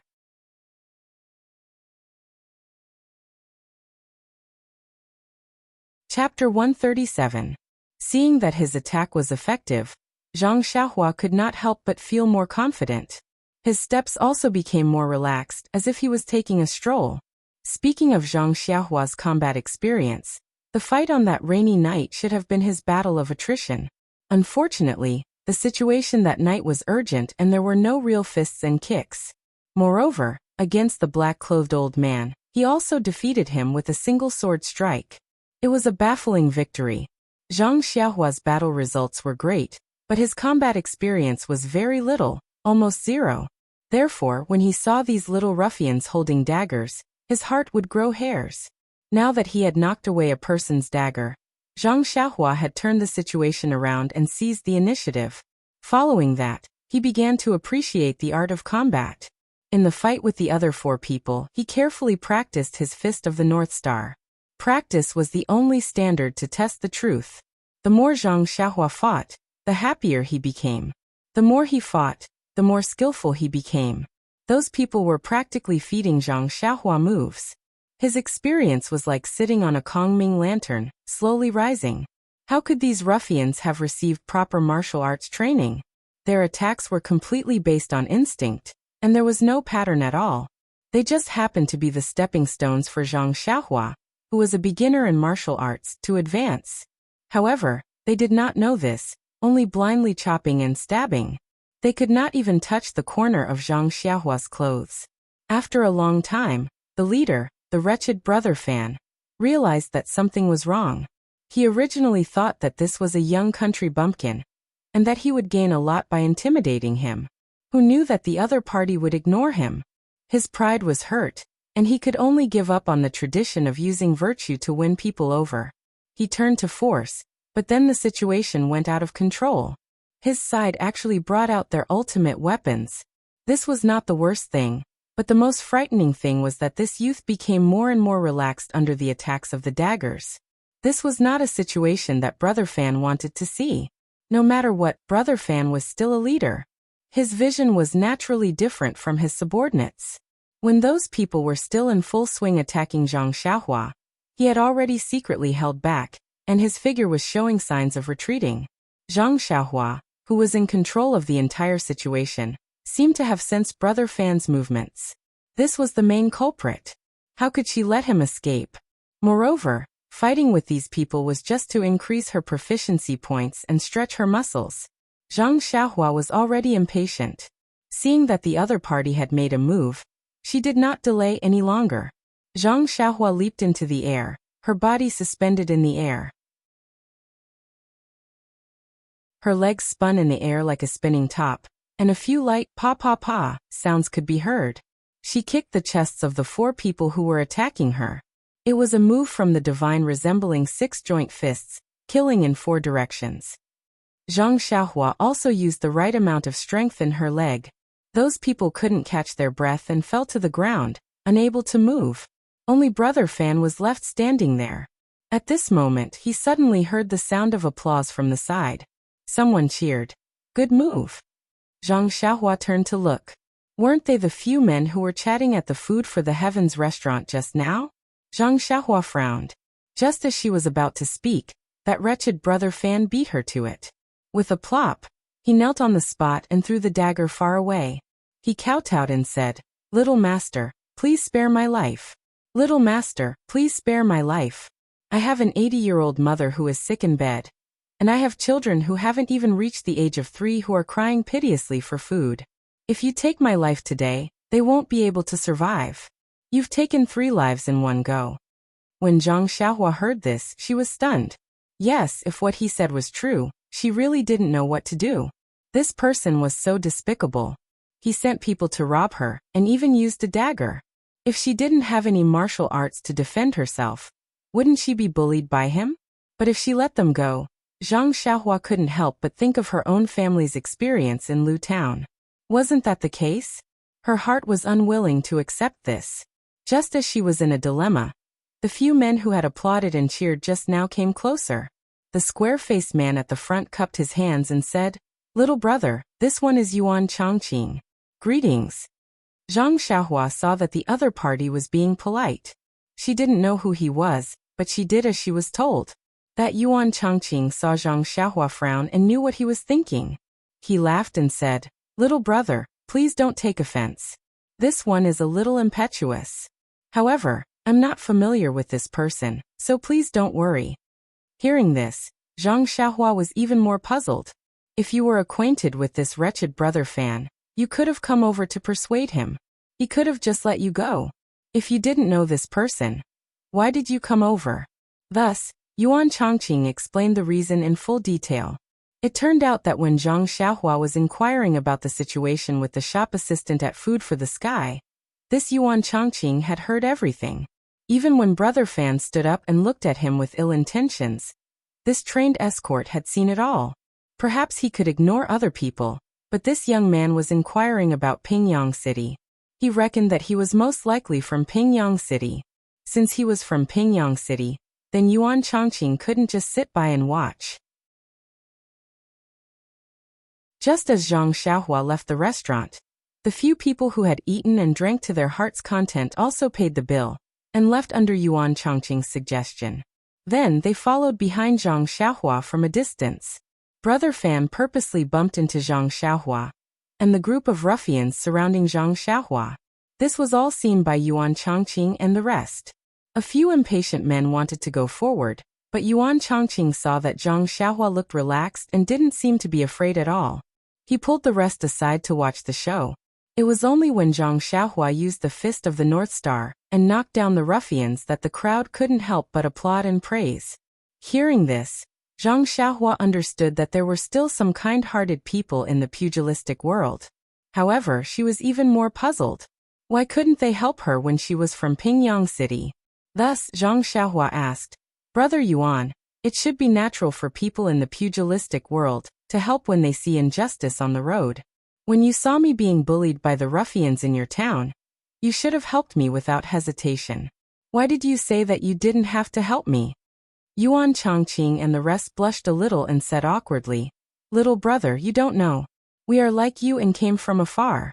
A powerful dragon can't defeat a local snake. Isn't it better to avoid trouble if we can?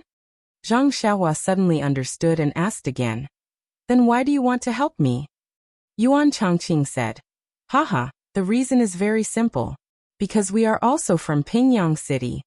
When Zhang Xiaohua heard this, she said in surprise, Really? That's great. I was just worrying about how to go home. With you guys around, we can go together. Haha. At least you can tell me where this is and how I can return to Pingyang City.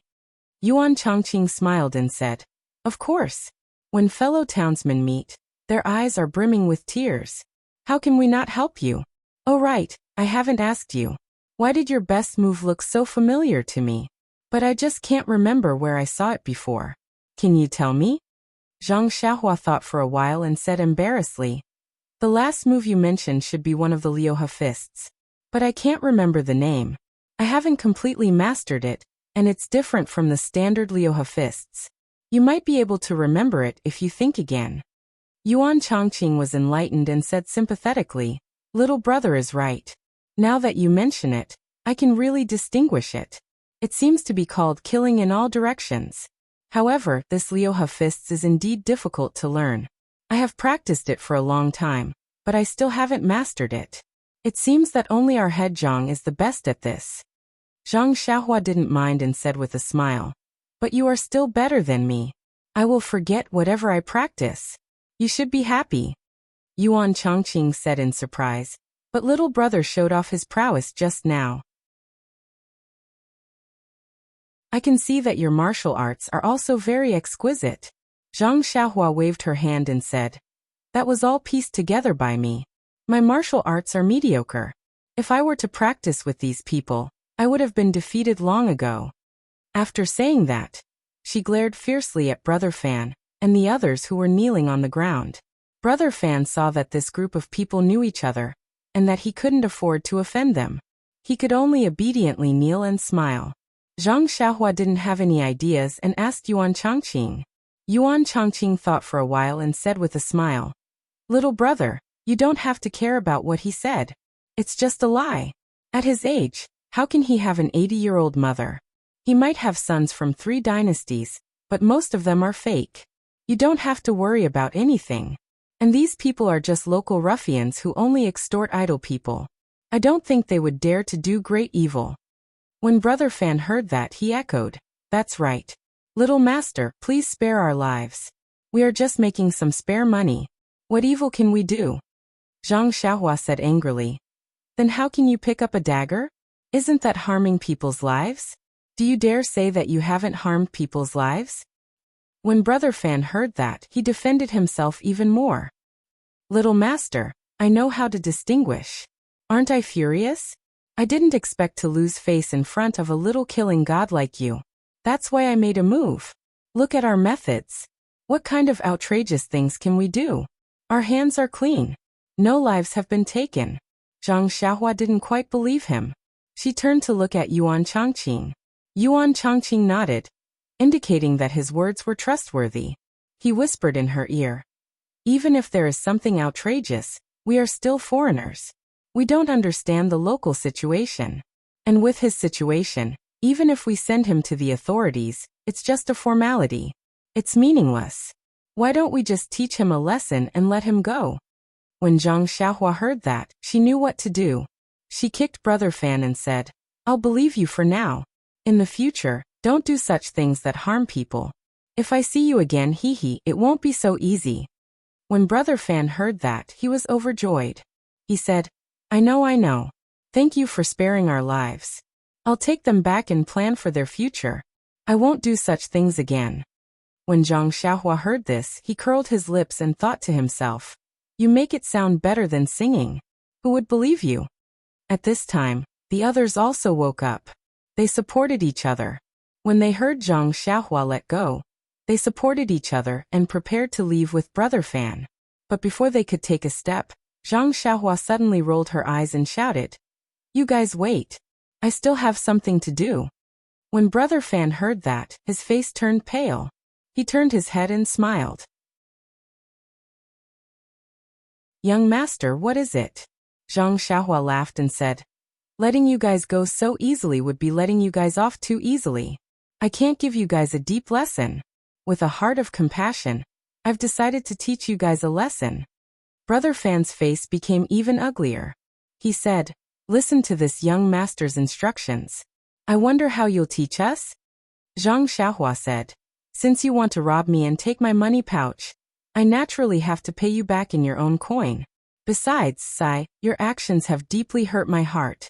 You have destroyed my beautiful impression of this town. This loss is huge. You have to compensate me for my mental damage. I've decided. Zhang Xiaohua said, Since you want to rob me and take my money pouch, I'll pay you back in your own coin. Zhang Xiaohua took a deep breath and said, I've decided to take your money pouches and let you guys have a taste of being robbed. When everyone heard that, they fainted. If you want to compensate, just say it. Why do you have so many reasons? Brother Fan naturally didn't dare to say anything. He hurriedly urged his subordinates to take out their small pouches and hand them to Zhang Xiaohua. Zhang Xiaohua didn't mind and took them one by one and put them in her bosom. Finally, Brother Fan carefully handed over his slightly full pouch. Zhang Xiaohua weighed it up and down and said, It's not that heavy. It seems your business isn't good. Brother Fan smiled and said, This young master is joking. It's a small business to begin with. It can only be fun, but not rich. Zhang Xiaohua smiled and said, You really don't have anything in your bosom? Brother Fan smiled and said, I really don't have anything. Finished speaking, he rubbed his bosom to show that he wasn't lying. However, his hand suddenly stopped moving. He awkwardly took out a palm-sized light green jade pendant and handed it to Zhang Xiaohua. He said, This I forgot. I still have this thing in my bosom. Zhang Xiaohua asked curiously, Where did this come from? How could you forget? Brother Fan said embarrassedly, I took this from a rich merchant yesterday. I've already taken it to the town's jade merchant for appraisal. They said it's a worthless fake. I just put it in my bosom. If this young master doesn't mind that it's a fake, please kindly accept it. Zhang Xiaohua didn't stand on ceremony and reached out to take it. She said, I'll take it even if it's a fake. It's just a lesson to you. Thus, under Zhang Xiaohua's awe-inspiring righteousness, she plundered the 6 or 7 people's money pouches before letting them go. Yuan Changqing and the others were dumbfounded by Zhang Xiaohua's actions. They didn't know what to say. Zhang Xiaohua's words were good, and he had his reasons too. You robbed me, so I had to teach you a lesson. Since you want to save people, then I'm not afraid of using strong medicine. Then you ruffians, I'm sorry. Hand over your money bags. You can treat your own injuries. I'll teach you a lesson, and I hope you can remember this lesson. I hope you can remember this lesson. Zhang Xiaohua put the money pouches and the fake jade pendant into her bosom. Her heart was full, and her eyes curved into crescents. She smiled and said, "Everyone, why are you standing there in a daze? Where do you live? Do you want to go to the galloping carriage company together?" Yuan Chongqing and the others came to their senses and said, "No need, no need. We have our own accommodation. Little brother, come with us." Zhang Xiaohua smiled and said, "Then I won't stand on ceremony." After saying that, she followed Yuan Chongqing and the others and walked away, stepping on the snow. Everyone walked by the roadside, not saying a word, as if they hadn't recovered from the shock just now. Zhang Xiaohua didn't mind and asked as she walked, "Big brother Yuan, after talking for so long, I still haven't asked which part of Pingyang City you are from." Yuan Chongqing said, "We are the armed escorts of the Lotus Flower Escort Company in Pingyang City. This year, we went on a long trip and came to this remote town. I reckon we'll be going back in a few days." Lotus Flower Escort Company? Armed escorts? When Zhang Xiaohua heard this, she jumped 3 feet high in surprise, almost scaring everyone. After that, Zhang Xiaohua pulled Yuan Chongqing's hand and asked, "Then big brother Yuan, do you know someone called Zhang Xiaohu?" Zhang Xiaohu. Yuan Chongqing and the others were surprised and said in unison, "Of course we know him. He's our leader Zhang." Zhang Xiaohua suddenly understood. No wonder they said that their leader Zhang was familiar with the 6 complementary fists. Wasn't that Zhang Xiaohu's signature fist technique? Yuan Chongqing asked, "Little brother, do you know our leader Zhang?" Zhang Xiaohua smiled and said, "I don't just know him. I've known him for 13 years. Yuan Chongqing was stunned and said, "What do you mean?" Zhang Xiaohua said, "I'm his biological younger brother. I'm 13 years old this year. Do you think I'm right?" Yuan Chongqing suddenly understood. "Oh, I know. I heard that leader Zhang has a very strong younger brother. What's his name again?" Zhang Xiaohua said, "He's called Zhang Xiaohua. You have to remember such a handsome and mighty name." Yuan Chongqing smiled and said, "Yes, he's called Zhang Xiaohua. He came to the escort agency with leader Zhang last year to apply for a job. I heard that he even lifted 500 kilograms of stone weights. It's a pity that I wasn't there yet. Otherwise, I would definitely recognize you. Little brother, please don't blame me." Zhang Xiaohua smiled and said, "No, no. Look, I look quite similar to second brother." Yuan Chongqing took a closer look and said, "Yes, there are some similarities. However, you're still small and skinny now. Your face is a little chubby, but your brows are still similar. However, if you look at it directly, you might not be able to recognize him. Since he was Zhang Xiaohu's subordinate, he was naturally not an outsider. Moreover, Zhang Xiaohua had been recuperating at the escort agency for a long time before the new year, so he had long regarded the agency as his home. Therefore, he was very close to Yuan Chongqing and the others. The few doubts he had were thrown away. Sure enough, it didn't take long for them to arrive at a slightly remote alley on the east side of the town. After entering the alley, they saw a half-closed courtyard door. Yuan Chongqing and the others pushed the door open and shouted, "Leader Zhang, is Leader Zhang here?" Before they could hear Zhang Xiaohu's reply, another loud voice rang out. "Why are you shouting so loudly? If you don't follow the rules, what's the point of your daily training? Your leader Zhang isn't here. He's out on some errands. If you have anything to say, just tell me." Zhang Xiaohua followed Yuan Chongqing and the others into the small courtyard. The owner of the loud voice also came out from the central room. He was a bald, brawny man with a fierce face. When Yuan Chongqing and the others saw him, they quickly saluted and said, "Escort leader Luo, you're here." Escort leader Luo approached them. His nose twitched a few times, and he frowned and said, "You guys went drinking again?" Yuan Chongqing smiled and said, "Big escort leader, We've been in this godforsaken place for so long with nothing to do. Our brothers were bored, so we went out for a drink. Escort leader Luo said, "You can drink, but don't cause trouble for me. Otherwise, I'll teach you a lesson." Then his gaze fell on Zhang Xiaohua and he said impatiently, "Who is this person? Why did you bring a stranger here? Please add it to your collection, thank you."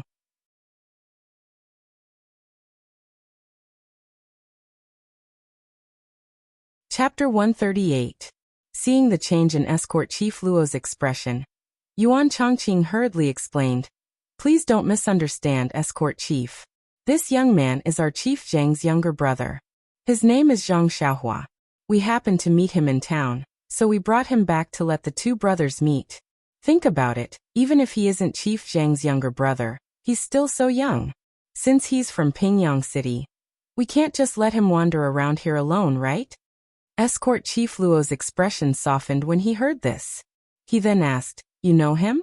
You know that he's Zhang Xiaohu's younger brother?" Yuan Chongqing smiled apologetically. "You must be joking, Escort Chief. How would I know him? But don't you think this young man looks exactly like our Chief Zhang? What's there to be suspicious about?" Escort Chief Luo looked at Zhang Xiaohua suspiciously for a moment, then patted his bald head and said, "You're Zhang Xiaohua, right? I think I've seen you somewhere before?" Zhang Xiaohua smiled. "It's like this, Escort Chief Luo.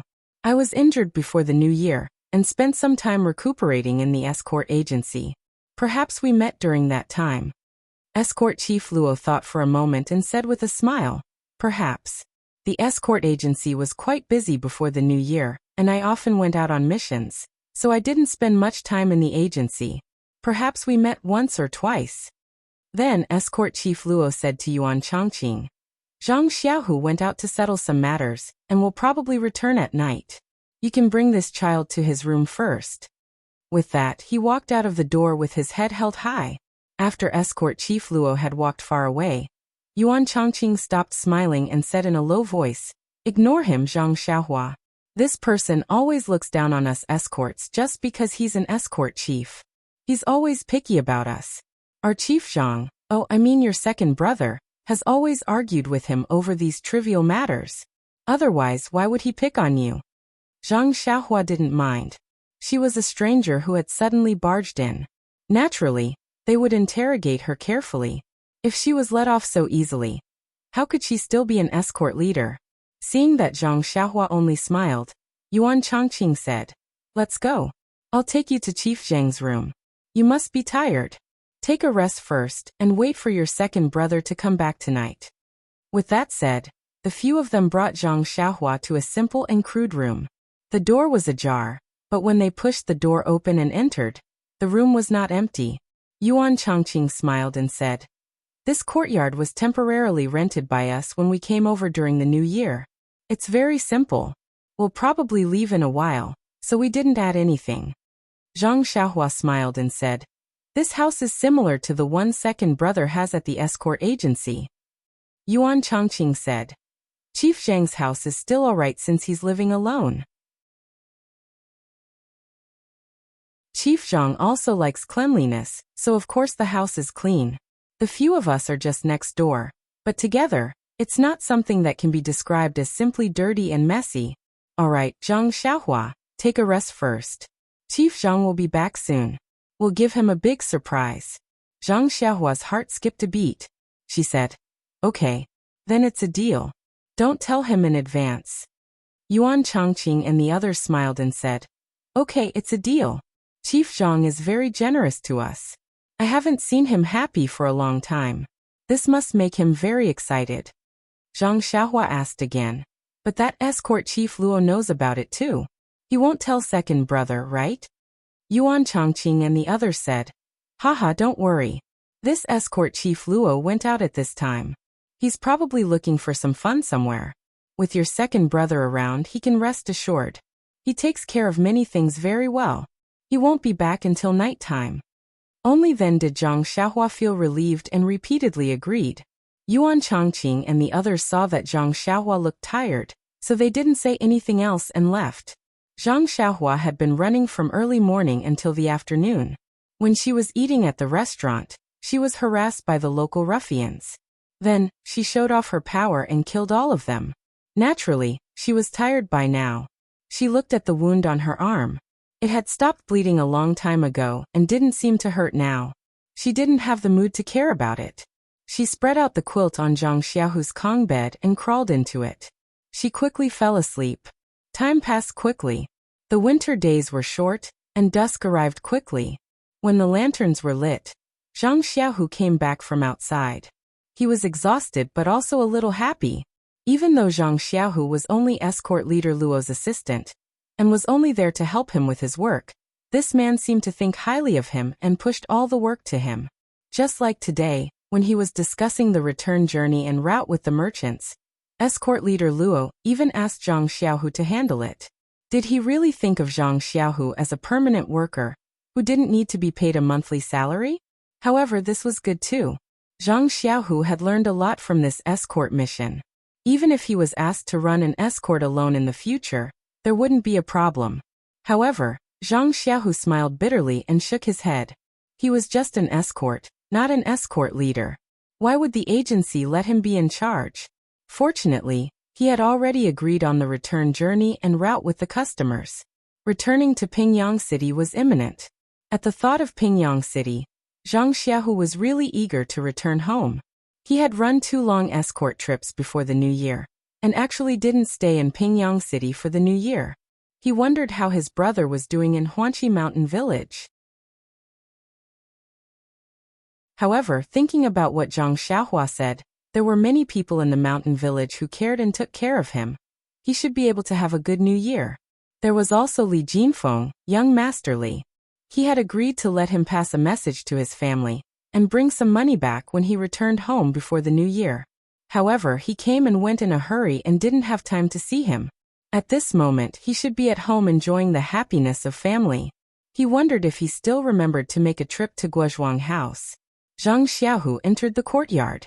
As he greeted the people in the courtyard, he quickly walked back to the house. He pushed open the half-closed door and walked to the small table in the house. He took out a fire starter and lit the oil lamp. He then poured a cup of water and sat on the stool while drinking, heaving a sigh of relief. When he finished drinking the water, he then realized that there was another person lying on his Kong bed. Zhang Xiaohu shook his head and thought to himself, which escort agency's brother is this again? After drinking, he entered the wrong house. Hence, Zhang Xiaohu stood up, picked up the oil lamp and walked to the Kong bed. That person was lying sideways on the Kong bed and was sound asleep. Zhang Xiaohu rolled him over and scolded him with a smile. Hurry up and get up. It's already dark. Quickly go and eat. If you want to sleep, go back to your room and sleep. However, this person was very small and light. Zhang Xiaohu easily flipped him over. Just as he was feeling surprised, he couldn't help but exclaim when he saw that person's face. Xiaohua! The oil lamp in his hand almost fell on Zhang Xiaohua's face. Zhang Xiaohu was shocked. He quickly calmed himself down and held the oil lamp tightly to prevent Zhang Xiaohua from being disfigured. He took a closer look and rubbed his eyes. If it wasn't Zhang Xiaohua's small face, who else could it be? Was he dreaming? Zhang Xiaohu walked to the door and looked at the courtyard. There were a few bodyguards and armed escorts walking around. The snow in the courtyard was still very deep. Wasn't this the courtyard he had just entered? Then Zhang Xiaohu pinched his cheeks unconfidently. The pain proved that he wasn't dreaming. But why did Zhang Xiaohua come to his Kong bed from Pingyang City? With that thought, Zhang Xiaohu walked quickly to the Kong bed. He wanted to wake Zhang Xiaohua up and interrogate her. However, when he saw Zhang Xiaohua sleeping soundly, he immediately retracted his hand. It was better to let Xiaohua have a good sleep. No matter what happened, no matter how serious it was, since she was under his protection, this burden would naturally be shouldered by him, the older brother. His younger brother was still young and must have suffered a lot when he came here. Even if the cause of the matter was complicated, now was not the time to ask. Everything would have to wait until he woke up. Thinking of this, Zhang Xiaohu carefully blew out the oil lamp and put it down. He then tiptoed carefully and walked out softly. He carefully closed the door, afraid that he would make a sound and disturb Zhang Xiaohua's good sleep. Walking to the courtyard, Zhang Xiaohu stopped one of the armed escorts and asked, "Is Escort Chief Luo here?" That person smiled and said, "Chief Zhang, you still don't know when Escort Chief Luo ate here at night? He must be outside at this time." Zhang Xiaohu laughed and scolded, "Of course I know that. I'm asking if you saw him today?" That person said, "Not since this afternoon." Zhang Xiaohu probed again, "Then did you see anyone enter my house?" That person thought for a while and said, "I don't remember. Our courtyard is remote and no strangers usually come here. If someone came, I would naturally remember." "Why? Chief Zhang, did you lose something?" Zhang Xiaohu smiled and said, No, I'm just asking." After saying that, he let that person go. Then he asked a few other armed escorts and they all gave the same answer. Zhang Xiaohu was a little puzzled. Did his younger brother fly here? Moreover, how did he know he was here? Just as he was thinking, he bumped into Yuan Chongqing and a few other armed escorts who were on good terms with him coming back from outside. When Yuan Chongqing saw Zhang Xiaohu, he smiled and said, "Chief Zhang, did you just come back from outside?" Zhang Xiaohu smiled and said, "Yes, I just came back. Why did you all go out again?" Yuan Chongqing said, "It's very boring to stay in the courtyard. Why don't we go out?" Zhang Xiaohu said, "Instead of going out for a stroll, it's better to practice some punches and kicks. Why don't you practice some punches to train your body?" Yuan Chongqing smiled and said, "Chief Zhang, we can't compare to you. Our punches and kicks are just like that. How can we improve? If I were as lucky as you, I would also practice diligently at the martial arts center to learn the inner strength mantras." Zhang Xiaohu said, "Opportunities are always given to those who are prepared. If you don't put in the effort, you won't be able to seize the opportunity even if you have it." Yuan Chongqing said, "All right, Chief Zhang, I know you're good to us. We'll practice our punches well after dinner. It won't be a waste of your saliva." Zhang Xiaohu smiled and said, "It's your business whether you want to practice or not. You don't have to look at my face." Then Yuan Chongqing asked mysteriously, "Chief Zhang, did you just come back? You haven't gone back to your room yet, right?" Zhang Xiaohu didn't understand and said, "I've been back for a while. I just went back to my room." Immediately, he came to a realization and asked, "You were the one who brought Zhang Xiaohua back?" Yuan Chongqing blinked and said with a smile, "It seems that I was the one who did it." Zhang Xiaohu laughed and said, "Good brother, I didn't treat you like this in vain. This time, I have to thank you properly." Yuan Chongqing hurriedly declined and said, "Chief Zhang, you're too polite. You're usually very generous to your brothers. Although you're still young, everyone listens to you. We're all happy to do something for you, so you don't have to be so polite. Besides, we just happened to meet at the right time. We really didn't do anything." Zhang Xiaohu smiled and said, "No matter what, Xiaohua is only a teenager. If you didn't bring him, he wouldn't be able to find this place." "Oh right. How did you meet him? Do you know Xiaohua?" Asking this, Yuan Chongqing and the others' expressions were very interesting. He said, "Chief Zhang, like father like son, it should be brother dragon and brother tiger to you." Zhang Xiaohu stared blankly and scolded with a smile. "Nonsense, my big brother is called Little Dragon and I'm called Little Tiger. Of course I'm brother dragon and brother tiger." Yuan Chongqing saw that he didn't understand and explained with a smile, "I'm your little brother. That's what you call amazing." Zhang Xiaohu didn't understand, so Yuan Chongqing told him everything he saw and heard in the afternoon. With this, he spoke for a full quarter of an hour. It had to be said that this Yuan Chongqing's eloquence was excellent. Not being a storyteller with a bright future was a big loss to the storytelling world. There were a few people nearby who all gave a thumbs up and praised Zhang Xiaohu for having an amazing little brother. Zhang Xiaohu's expression was uncertain as he listened. He was worried about Zhang Xiaohua's arm injury. After waiting for Yuan Chongqing to finish, he said, "You guys wait here for a moment. I'll be right back." Under everyone's puzzled gaze, Zhang Xiaohu quickly ran back to his room. However, he came back with a normal expression. Yuan Chongqing asked, "Chief Zhang, did you forget something?" Zhang Xiaohu smiled and said, "I didn't forget anything. I'm just worried about Xiaohua's injury. If I don't see it with my own eyes, I won't be at ease. Only then did everyone understand. They secretly sighed in their hearts. Others were only concerned about the excitement of the fight. Only his own brother didn't care about the result, and only cared about his little brother's injury. Only when he saw that the injury was fine could he be at ease. Yuan Chongqing was also ashamed and said, Chief Zhang, this is my fault. I only cared about bringing Zhang Xiaohua back and forgot about this matter for a moment. I don't know how his arm is now. Zhang Xiaohu smiled and said, It's fine. It's just an oversight. I also roughly looked at it just now. I couldn't see clearly under the oil lamp. It seems to have scarred. It should be just a superficial wound. I guess it's because of the blood loss. Xiaohua is so tired. He's usually so lively. Yuan Chongqing said fiercely, It's fine if Xiaohua is fine, but if there's a little problem, we brothers will definitely find justice for him. Zhang Xiaohu also said with a gloomy face, That's right. My little brother can't be injured for no reason. Although they were spared in the afternoon, since they're injured, it's another matter. I'll go look for them tomorrow and make them bleed a little. Hearing this, Yuan Chongqing's expression was strange. Just now, in order to protect Zhang Xiaohua's heroic image, Yuan Chongqing used the spring and automannals technique. Some things were omitted. Since Zhang Xiaohu said this, Yuan Chongqing couldn't hide it. So Yuan Chongqing looked around and pulled Zhang Xiaohu to the side. Yuan Chongqing whispered into his ear. Hearing this, Zhang Xiaohu's face was in high spirits. When Yuan Chongqing finished, his mouth almost split open from laughing. He still didn't believe him and asked, He really did that?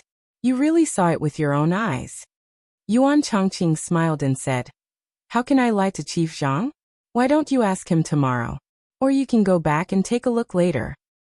Zhang Xiaohu laughed and said, If that's the case, then I won't go look for trouble with them. Ah. After saying that, he said, Brothers, in a while, let's go drink. We won't go back until we're drunk. Well, this was good. After hearing that his little brother was fine, he was so happy that he wanted to go drink.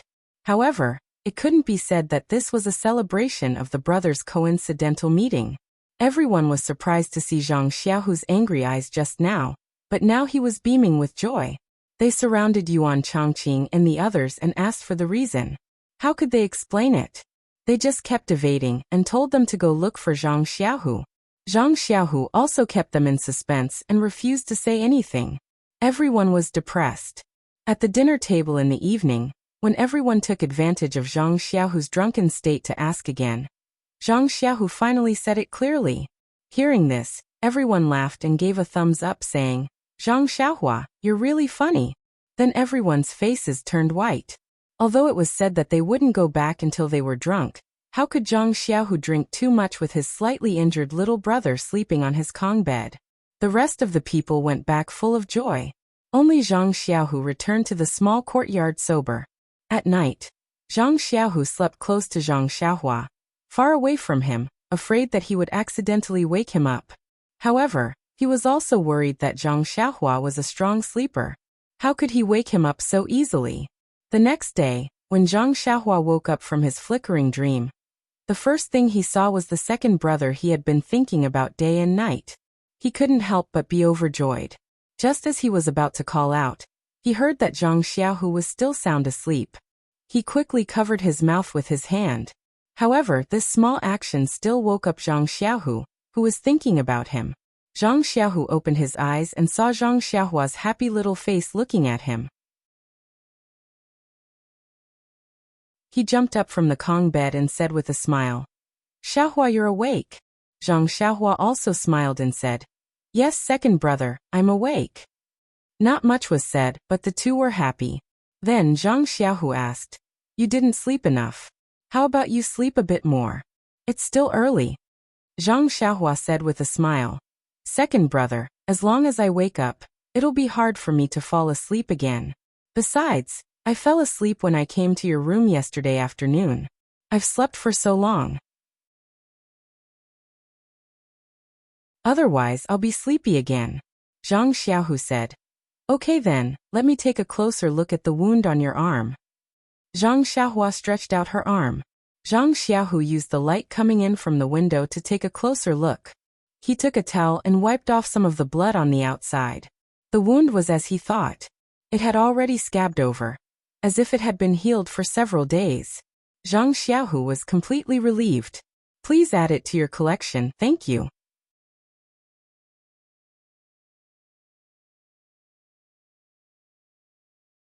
Chapter 139. At this time, Zhang Xiaohu frowned and stared at Zhang Xiaohua, asking, Xiaohua, why didn't you stay in Huanxi Mountain Villa? Why did you come to this small town for no reason? This place is very far from Pingyang City. Did you come alone? Or did you come with someone else? Did you make a mistake in the mountain villa, so you escaped here without permission? If that's the case, Little Blossom, don't be afraid. Tell me what's going on. Don't be afraid. Even if the sky falls, I'm here to hold it up. However, you have to tell me the truth. Zhang Xiaohua heard her second brother asking so many questions, which were getting more and more ridiculous. She quickly waved her hands and said, Don't, second brother. Even if the sky falls down, there's someone higher than you. You don't have to worry about me. How do you expect me to answer so many questions? You'd better pour me some water first. I'm thirsty. After I drink the water, I'll tell you in detail. Zhang Xiaohu had no choice but to turn around and pour him some water. Seeing him gulp it down, he asked again, Now you should tell me. In fact, it was not that Zhang Xiaohua was unwilling to tell Zhang Xiaohua that she, Yan, and others went south. However, he Tianshu's instructions before she went out, and the attack on the rainy night made her hesitate. She did not know if she should tell Zhang Xiaohu. Moreover, she was injured by the men in black and almost lost her life. Although she was fine now, if she told her second brother, he would be worried. What should she do? Moreover, Shirtai did not seem to want others to know her whereabouts. She did not even tell Zhang Xiaohua about her background. Of course, Zhang Xiaohua had to consider for her. However, Zhang Xiaohua thought again. This Zhang Xiaohu was her biological second brother. If he could not be trusted, who else in the world could be trusted? After thinking for a long time, Zhang Xiaohua said, Second brother, there are some things that I must keep a secret, so you must keep it a secret. What I told you today, you mustn't tell anyone. Even if Escort Luo asks, you mustn't say a word. Zhang Xiaohu saw Zhang Xiaohua's hesitation, and thought that he had done something bad. When he heard this, he could not help but become serious. He nodded and answered, Okay, Xiaohua, I promise you I'll only tell one person about this. I will never tell anyone else. Thus, Zhang Xiaohua recounted how she had set off from Pingyang City with the convoy of Huanxi Manor, and how she had been attacked in the rainy night. However, she did not mention the fight with the old man in black. She only said that she had accidentally fallen into the water to escape in the dark, and had picked up a wooden board in the water. That was how she had drifted down the rapids. Zhang Xiaohu and Zhang Xiaohua had grown up together. He knew Zhang Xiaohua's swimming ability like the back of his hand. She could be a little frog in the small river in front of the Guozhuang house, but she was a far cry from being a loach in this river. Thus, he did not have the slightest doubt that Zhang Xiaohua could not get ashore in time with a wooden board in the rapids. However, when he heard that Zhang Xiaohua had drifted for a long time, and was only rescued by someone in a slower stream, he was so scared that his face turned pale. Zhang Xiaohua was puzzled when she saw her second brother's scared look. She asked, What's wrong, second brother? Am I not fine? What's there to be afraid of? Zhang Xiaohu smiled stiffly and said, The ignorant are fearless. Xiaohua, you should know that this place is very close to the sea. The rivers on the left converge to Luojiang, which is not far ahead. I think the river that you drifted over is the same. If you were not rescued at that time, you would have drifted into Luojiang soon. The river is wide and it would be even more difficult to get ashore. Moreover, this is the estuary of Luojiang. If you could not get ashore before entering Luojiang, you would have no chance. Tell me, how can I not be scared? When Zhang Xiaohua heard this, a trace of cold sweat appeared on his back. In his heart, he secretly thanked Xiaomeng for her fishing rod. If it were not for her fishing rod, he was afraid that he would have been sleeping in the boundless sea by now. Then Zhang Xiaohua said that she had drifted for a long time and fell ill when she got ashore. It was not until yesterday that the person who saved her brought her out and put her in this strange town. When Zhang Xiaohu heard that his younger brother had almost died, he was already distressed. How could he still distinguish between his words? He only held Zhang Xiaohua's little hand and held it tightly. He only wanted to replace the pain that his poor younger brother had suffered some time ago with himself. When Zhang Xiaohua saw this, she felt that her decision was correct. If Zhang Xiaohu knew that she was almost beaten to death, wouldn't he immediately burst into tears? After a long while, Zhang Xiaohu said, "Since you drifted here by yourself and don't know whether Manor Master O is alive or dead, you naturally can't tell anyone about this matter. You can just say that you were sent here by the steward of Huanxi Mountain Villa." However, he immediately smiled and said, "It's also difficult. How can a small child like you be sent so far away? Why don't you say that you came here with someone else and got separated when you reached here? Now that you have coincidentally met us, just follow the escort team back. Everything will naturally be clear when we reach Pingyang City." Zhang Xiaohua blinked and said with a smile, "Then we will do as second brother says. Fortunately, big brother Yuan brought me back yesterday. He saw that I was tired and didn't ask me in detail. Otherwise, I really wouldn't know what to say." At this point, Zhang Xiaohu seemed to have thought of something and said with a smile, "I heard that someone was very impressive yesterday. She killed everyone and obtained a lot of spoils of war." When Zhang Xiaohua heard this, she immediately blushed and muttered, "I also didn't want to let them go for nothing." Then she shook Zhang Xiaohu's arm and said, "Second brother, I won't dare to do it again, okay?" However, Zhang Xiaohu's face turned stiff and he said in a strange tone, "Why not?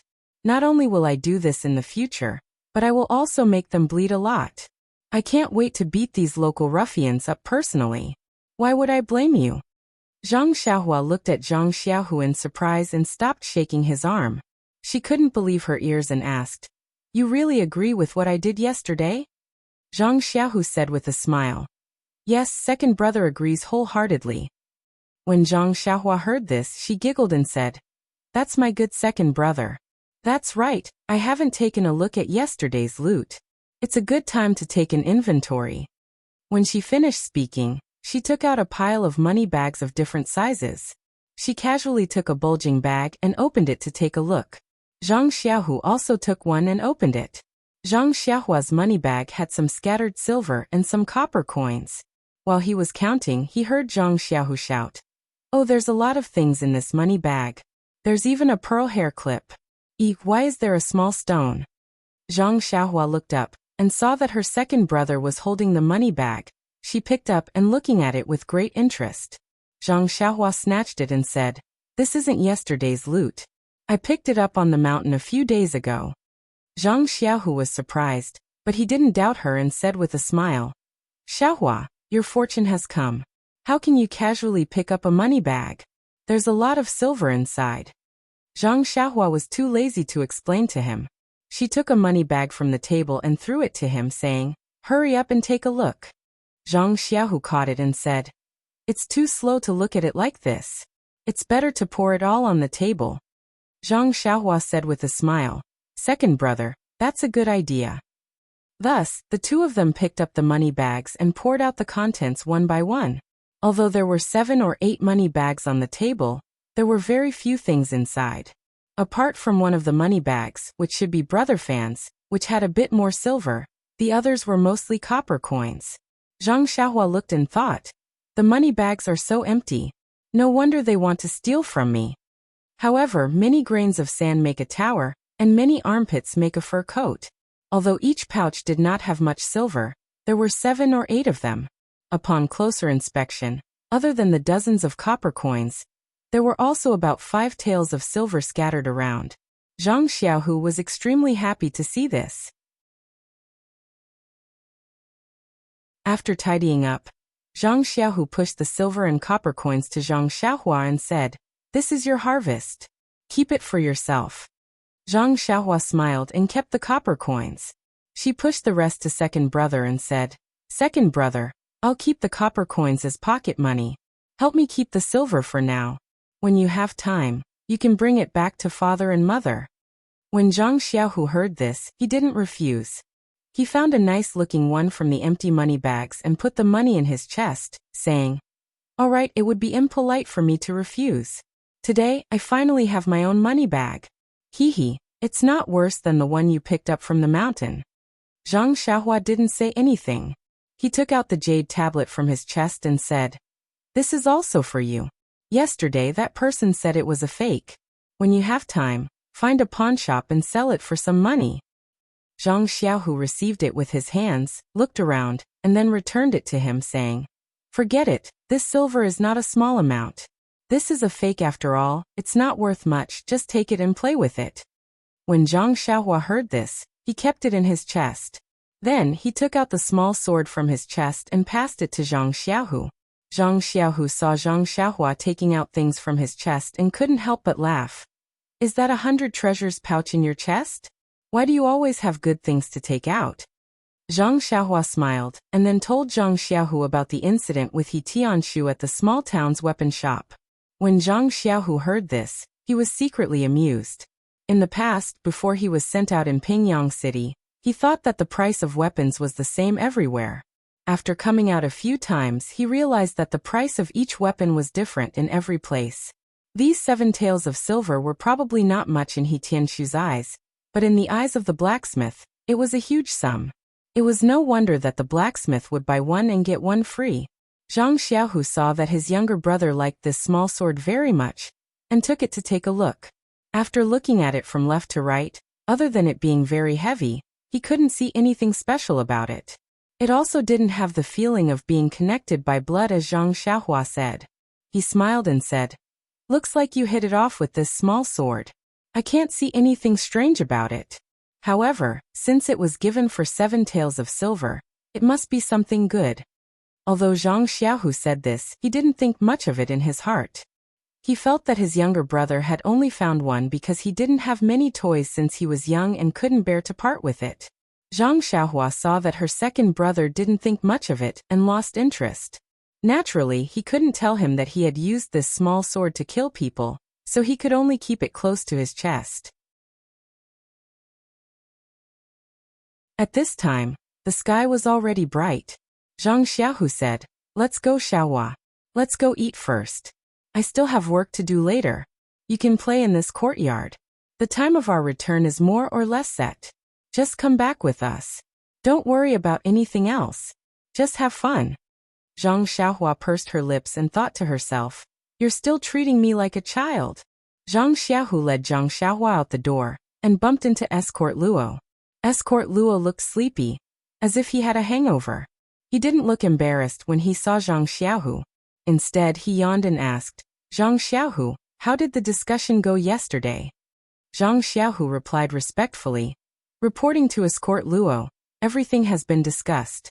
After breakfast, I'll report to you for your decision." Escort Luo nodded and said, Good job. Go eat first and come find me later. By the way, is this little brother really your younger brother?" Zhang Xiaohu smiled and said, "Yes, he is my younger brother, Zhang Xiaohua. It's quite a coincidence to meet him here. I'll tell you the details later." Escort Luo waved his hand and gestured for Zhang Xiaohu and his brother to go eat. He covered his mouth and yawned before going somewhere else.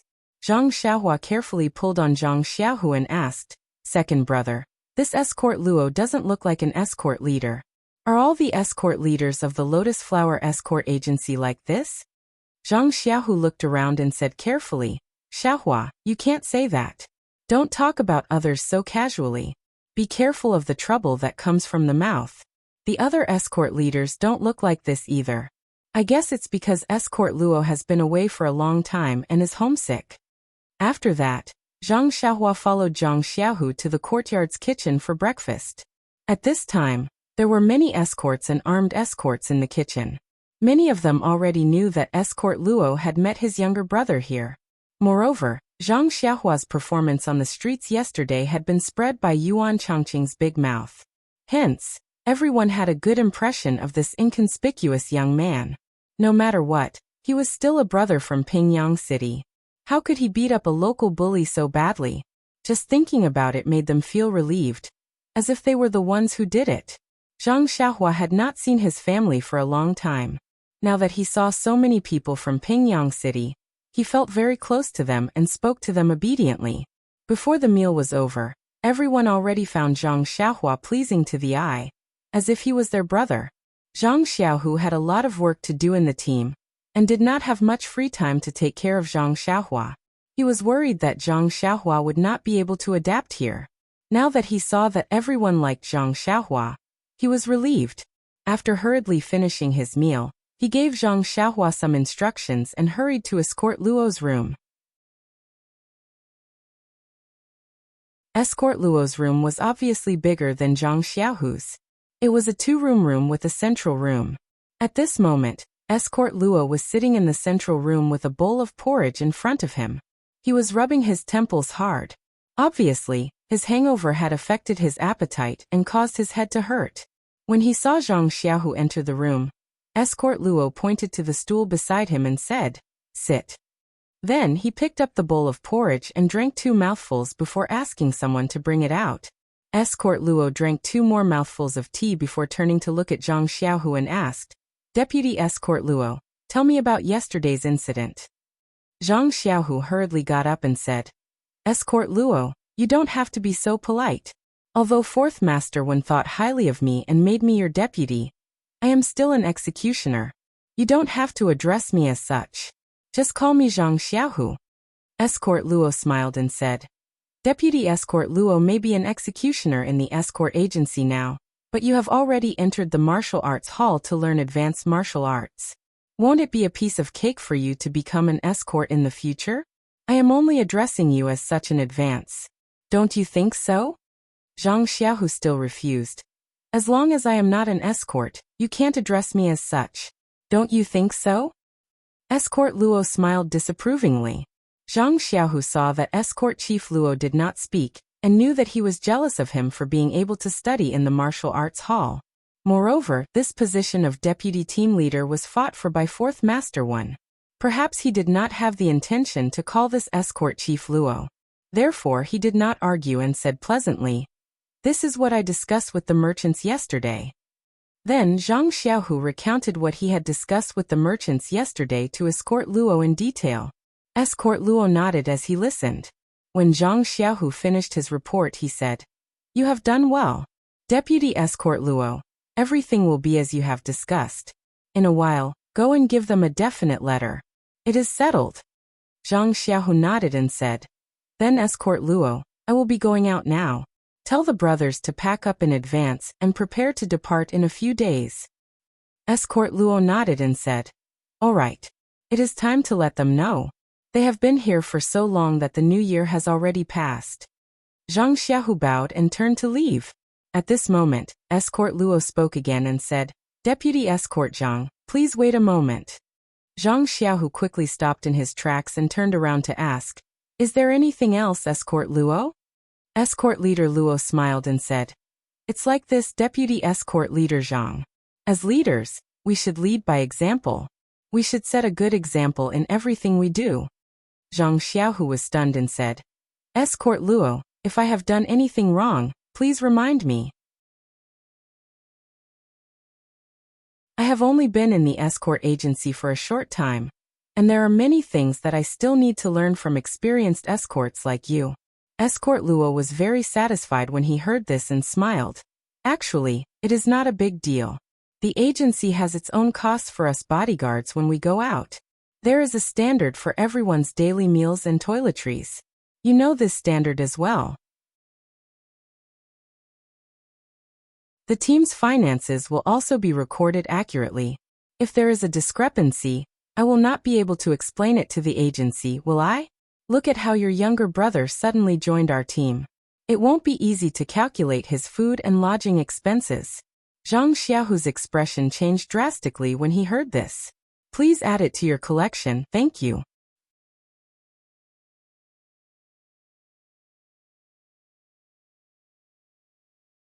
Chapter 140. Zhang Xiaohu pondered for a moment before his expression returned to normal. He smiled and said, "No problem, Escort Leader Luo. I'm still inexperienced and didn't notice this. I didn't expect my brother to bring us so much trouble. How about this? Xiahua will stay with me. I'll inform the accompanying gentleman about the other matters immediately and get him to record it properly. I'll settle the score with the escort agency when we get back. Escort leader Luo smiled and said, That's good. Deputy escort leader Zhang, don't take it to heart. As leaders, we have to pay attention to these details at all times. Otherwise, it won't be a good thing if others point fingers at us or report us to the agency. I'm only doing this for the sake of the matter, not the person. Please don't take it to heart. Zhang Xiaohu smiled and said, You're doing this for my own good. Why would I blame you? If such a situation happens in the future, please remind me as soon as possible, escort leader Luo. All right, if there's nothing else, I'll take my leave. Escort leader Luo smiled and waved his hand. That's all. I'm not worried about you. You've worked hard along the way. I'll definitely ask Fourth Master One for a reward when we get back. Zhang Xiaohu hurriedly cupped his fists and said, Escort leader Luo, you've worked hard. I'm just helping you on the side. With that, Zhang Xiaohu walked out of the central room with vigor. Escort leader Luo looked at Zhang Xiaohu's back view with a disdainful smile. Zhang Xiaohu walked to the courtyard and gathered everyone to inform them of their return to Pingyang City. Everyone was overjoyed and cheered when they heard this. They were about to disperse. Zhang Xiaohu waited for the crowd's cheers to die down before calling out to the gentleman who was accompanying the team. In front of everyone, he told him to record in detail the food and lodging of his younger brother, Zhang Xiaohua, from today onwards until he returned to the Lotus Escort Agency in Pingyang City. The gentleman was stunned and asked, What's this for, escort leader Zhang? Zhang Xiaohu smiled and said, My younger brother's unexpected addition to our team will definitely increase the pressure on our costs. His food, drinks, and lodging will all take up our brother's money. It's best if you record it properly and settle it when I arrive at the escort agency. The man was puzzled and said, He's just a child. What kind of expenses can he have? I think we should just forget about it. The people around them were also very puzzled. Yuan Changqing even shouted loudly, Don't do that, Chief Zhang. Zhang Xiaohua is not only your brother, but also our brother now. It's nothing for him to eat and drink here. Why was it so clear? It makes us brothers seem estranged. When Zhang Xiaohu heard this, he smiled at everyone and didn't say much. He just asked the teacher to record it properly. The courtyard wasn't big, and Zhang Xiaohua was in the small room, so she could hear everything clearly. When Zhang Xiaohu entered the room, she quickly pulled him back and asked nervously, Second brother, what's going on? Did I cause trouble for you by coming here? Zhang Xiaohu smiled and pinched her little face saying, It's nothing. Isn't it just giving them some food expenses? Not to mention that the money you got yesterday is more than enough. Don't tell me that your Huanxi manor doesn't have any allowance for traveling? Just give it to them. Why let others talk about it? Oh, Zhang Xiaohua suddenly understood and said, It can't be that escort leader Luo who said it, right? Why is he so serious? Zhang Xiaohu patted his little head and said lovingly, You're still young. You'll know when you're a little older. Zhang Xiaohua nodded thoughtfully. This guy's brain was very bright now. Although Zhang Xiaohu didn't want to say much, since he had already pointed it out, how could he not understand it? Unfortunately, she didn't really come here to do business. She wondered if Huanxi Manor would give her some allowance. If not, she would have to take a portion of her earnings from yesterday and give it to the Lotus Flower Escort Agency. Just thinking about it made her heart ache. She immediately hated that escort leader Luo. Zhang Xiaohua wasn't the only one cursing escort leader Luo. Everyone in the courtyard was very surprised when they heard Zhang Xiaohu's words. Seeing that Zhang Xiaohu didn't explain, they secretly pulled aside a teacher who was accompanying the team to ask for details. That teacher also didn't quite understand, but after some deliberation, everyone understood the whole story. They all secretly cursed escort leader Luo for being narrow-minded. At the same time, even more people gave Zhang Xiaohu a thumbs up. The two leaders' positions in everyone's hearts were immediately determined. The next few days were very ordinary. Zhang Xiaohua stayed in this small courtyard and didn't take a step out. What a joke. She had to fork out her own money, so why would she go out and waste it? Actually, the main reason was that Zhang Xiaohua had been alone for this period of time. Now that she had finally found an organization, she really didn't want to go out again. Moreover, where could she go in this world of ice and snow? Trekking in the snow and looking for plum blossoms in the wilderness? Please, Zhang Xiaohua had just come out from that place, so how could she be interested in it? Moreover, Zhang Xiaohua had just taught the local ruffians a lesson. To be honest, Zhang Xiaohu was really afraid that they would gather people to take revenge. That was why he repeatedly reminded them not to let Zhang Xiaohua out of the small courtyard. Zhang Xiaohua also liked this kind of life. When she had nothing to do in the morning, noon and night, she would practice her fist technique in the courtyard. In any case, there were many escorts and escorts in the courtyard practicing their fist techniques. Zhang Xiaohua didn't attract any attention, but she couldn't practice elder use sword moves. Thus, Zhang Xiaohua's hands were itchy, so she could only practice a little in the house. What made Zhang Xiaohua the happiest was that she actually found a few travel books from the teacher who accompanied the group. They talked about the local customs and customs of various places. When Zhang Xiaohua saw them, it was as if she had found a treasure. She wanted to borrow them and read them carefully. The teacher hadn't read them himself, so he didn't want to borrow them. However, when he saw the longing in Zhang Xiaohua's eyes, his heart softened. He only kept one book and lent the rest to Zhang Xiaohua. Thus, Zhang Xiaohua went back to her leisurely life of reading and writing when she was busy, and practicing martial arts when she was free.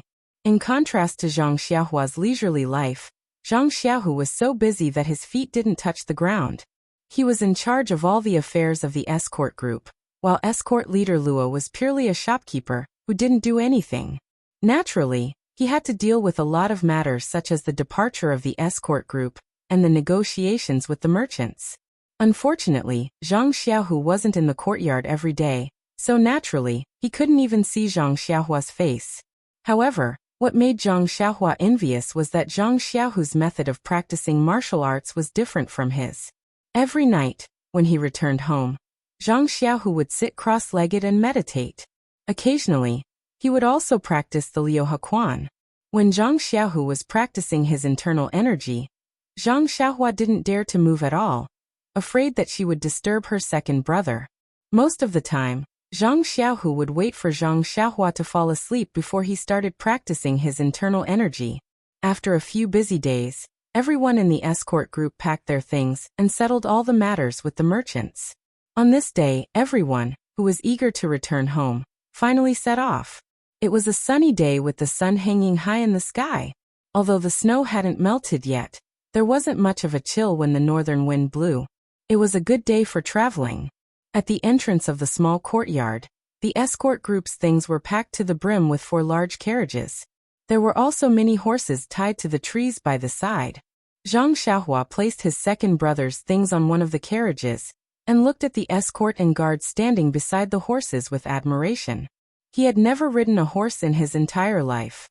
Not long after, horses galloped in from outside the alley. It was the convoy of merchants that Zhang Xiaohu and the others had picked up. The merchants had more carriages, and there were about 10 to 20 of them, including the escort group. Thus, the two groups merged into one and set off with just a few instructions. Zhang Xiaohua didn't feel that there were too many people as they usually ate, drank and fooled around in the courtyard.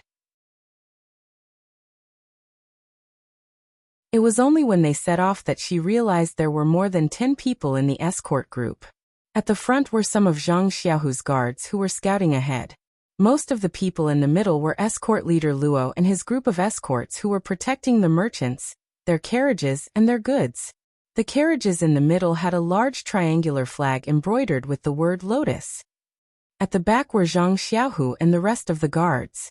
Other than the accountant and a few odd job workers, the rest were riding tall horses with weapons hanging from their waists.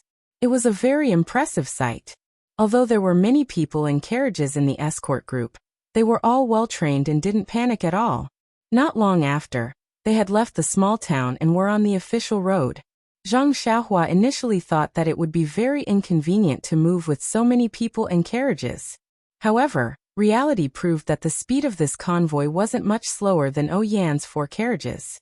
Although Zhang Xiaohua desperately wanted to ride a horse by herself, she was still arranged to sit in a carriage together with the accountant and the rest.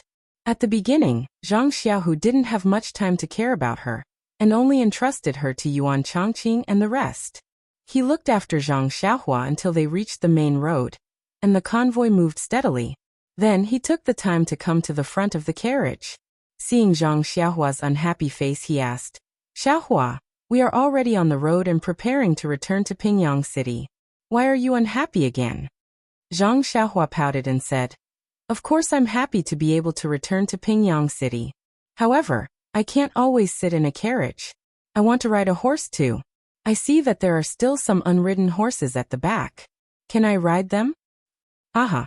When Zhang Xiaohu heard this, he laughed and said, "So that's how it is. Little flower, it's not that I don't want you to ride. Riding a horse is also a skill. If you have never ridden before, you have to learn how to ride first. Our escort agency's horses are used to running outside and have very fierce temperaments. They're not suitable for you to ride and learn from. When we return to the agency, we'll find a docile horse for you to learn from first." When Zhang Xiaohua heard this, she realized that she had to learn how to ride a horse. It wasn't something that anyone could ride. However, he still didn't give up and said, "Don't the horses at the back look very docile? Let me try to ride them." When Zhang Xiaohu heard this, he said with a straight face, "Xiaohua, don't be willful. This is an escort agency. How can I let you fool around? The horses at the back look very docile, but it's different when you ride them. Moreover, the horses at the back are spares. If there's a problem with the horses at the front, they'll have to be used. We can't ride blindly now." When Zhang Xiaohua heard this, she rolled her eyes helplessly and didn't say anything else. Actually, this person was also strange. Take Zhang Xiaohua for example. When he was alone, he did things and thought like an adult. He was even more meticulous and mature. However, when he had relatives or elders by his side, he regained the innocence of a child and truly looked like a teenager. Perhaps this was the habit and dependence of humans. Since she couldn't ride a horse, Zhang Xiaohua didn't continue to pester her, and obediently looked at the scenery. The scenery here seemed to be different from the front. Although the snow hadn't melted in the winter, there were some green plants stubbornly surviving in the fields and on the roadside. Occasionally, there were small rivers and streams that were no longer frozen. There were playful children with puppies and playing in the snow.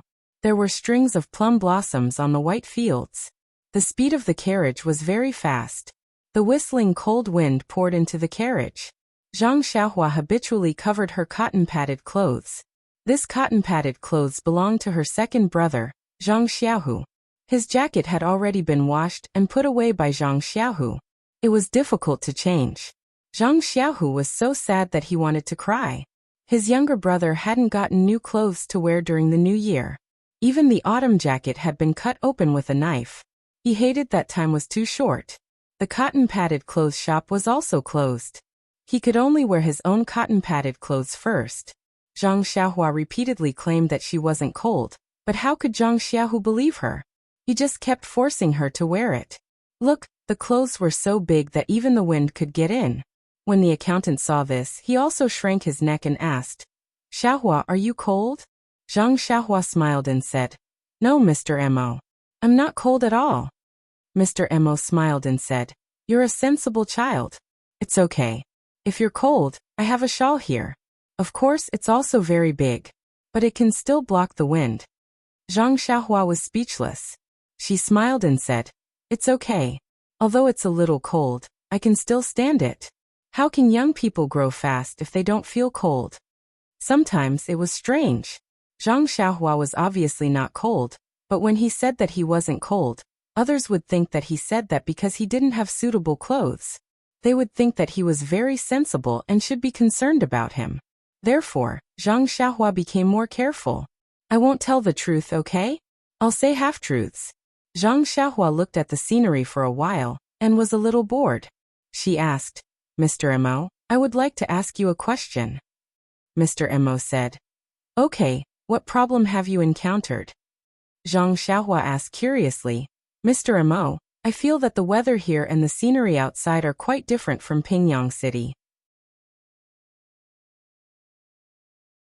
I feel that at this time, Pingyang City should be frozen 3 feet deep.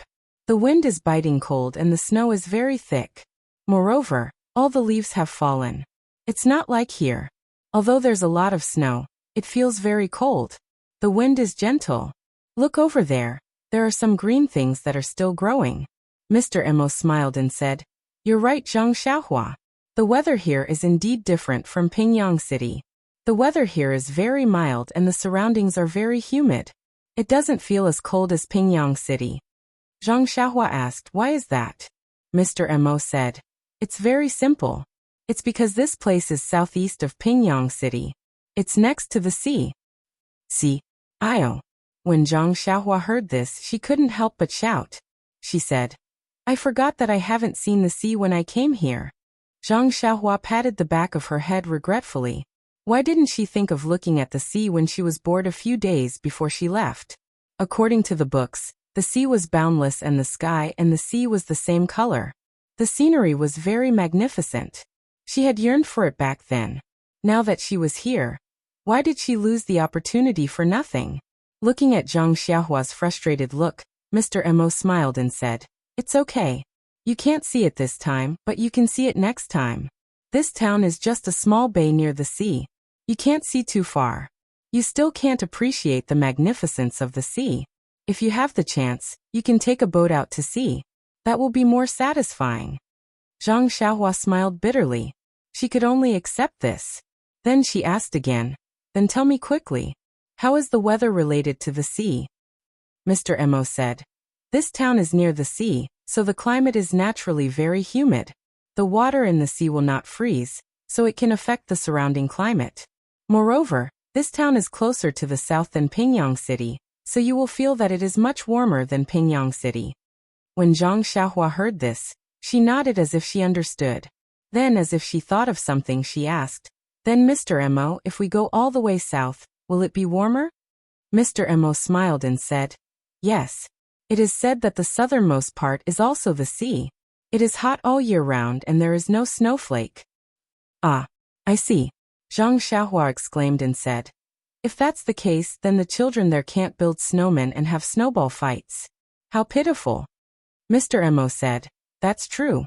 However, they also have their own interests, which you don't have. Moreover, if we go further north, the northernmost part is also said to be the sea.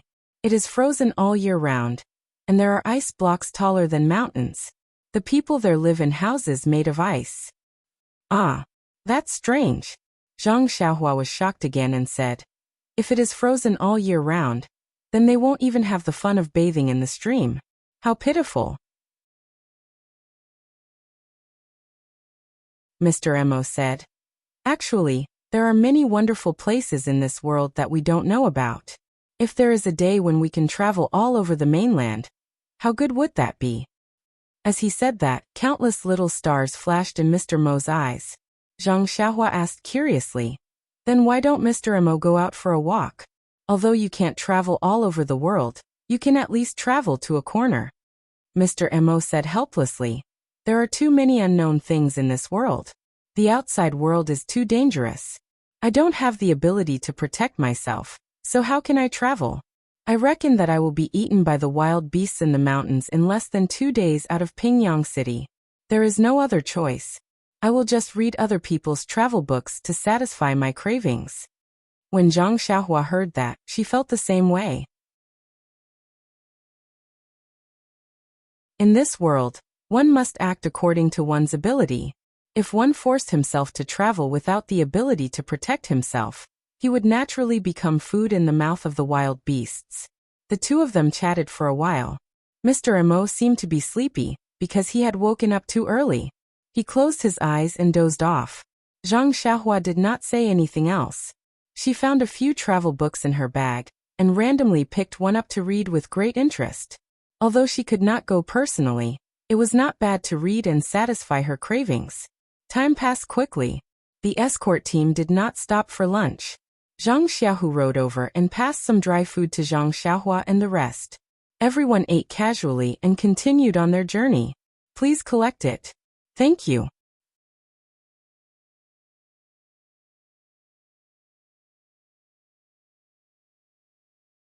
Chapter 141. The escort team continued on their journey and only slowed down slightly when night fell. They arrived at a village in the countryside to lodge for the night. How could there be an inn in the village? Only the members of the escort team pitched their own tents and set up a camp. Zhang Xiaohua pulled Zhang Xiaohu aside in private and whispered a lot to him. Zhang Xiaohu smiled and patted his head, saying, "It should be fine here. Look, we've set up camp at the entrance of the village. It's densely populated here, so even if someone harbored evil intentions, they would have their reservations. Besides, it's only our first day out, so of course we'll be vigilant and be careful. If I were to rob someone, I would definitely choose a deserted area in the next few days." Zhang Xiaohu paused for a moment before continuing. Also, this route has been taken by the people of the escort agency in the past. The campsites along the way have all been used in the past. Don't be fooled by how fast the convoy is moving today. In fact, we've been controlling our speed. If there are no other accidents, the entire situation will be under our control. Moreover, don't be fooled by escort leader Luo's laziness. He's actually an expert in the escort agency. He's extremely experienced. Seeing Zhang Xiaohua's indignant expression, he said, "All right, just wait and see if you don't believe me. It's a good opportunity for you to learn more. When you grow up, you can also become an escort leader in the agency." "Oh right, we've been busy these few days. How's your wound?" Zhang Xiaohua rolled up her sleeves. Her wound was almost healed. Zhang Xiaohu was relieved and said, "It's good to be a child. If it's an adult, you'll have to rest for a few more days." Then he thought of something and asked, "Also Xiaohua, your right hand?" Zhang Xiaohua knew that her second brother was thinking about her injury. She smiled and said, "It's almost healed. I feel that the fingers on my right hand are more nimble now, and I can use some strength. It seems like I'm just short of being able to clench my fist completely." After he finished speaking, he raised his right hand and reluctantly made a fist in front of Zhang Xiaohu. When Zhang Xiaohu saw this, he repeatedly said, "Good, good." His eyes were wet. Thinking about it, it made sense. She brought her younger brother out to mingle. And because of her, her younger brother's right hand was crippled. No matter how she looked at it, her younger brother's right hand was obviously getting better. And it seemed that it would soon recover to its original state. How could she still be as calm as water? Surging emotions was the right way to go. At the same time, he also had a trace of worry in his heart. The doctor who looked at Zhang Xiaohua's hand was a veteran doctor of the Lotus Escort Agency.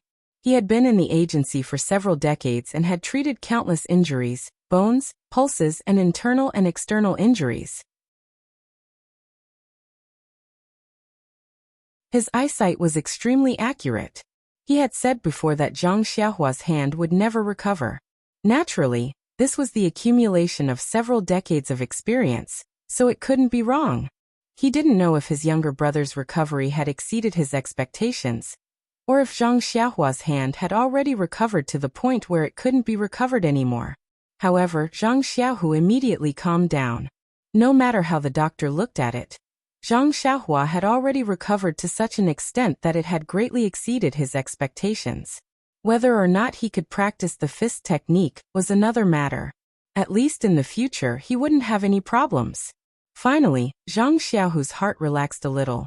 After exhorting Zhang Xiaohua a few more words, Zhang Xiaohu went to busy himself with his own matters. The escort team set up camp in an extremely methodical manner. It didn't take long for them to get up. Zhang Xiaohua didn't help at all. After asking about Zhang Xiaohu's tent, Zhang Xiaohua took some things from the carriage and put them all into the tent. Not long after, Yuan Changqing came to call Zhang Xiaohua. Ever since he found out that Zhang Xiaohua's food allowance was going to be deducted, Yuan Changqing took even more care of Zhang Xiaohua. Whenever there was something to eat or drink, Zhang Xiaohua would look for him.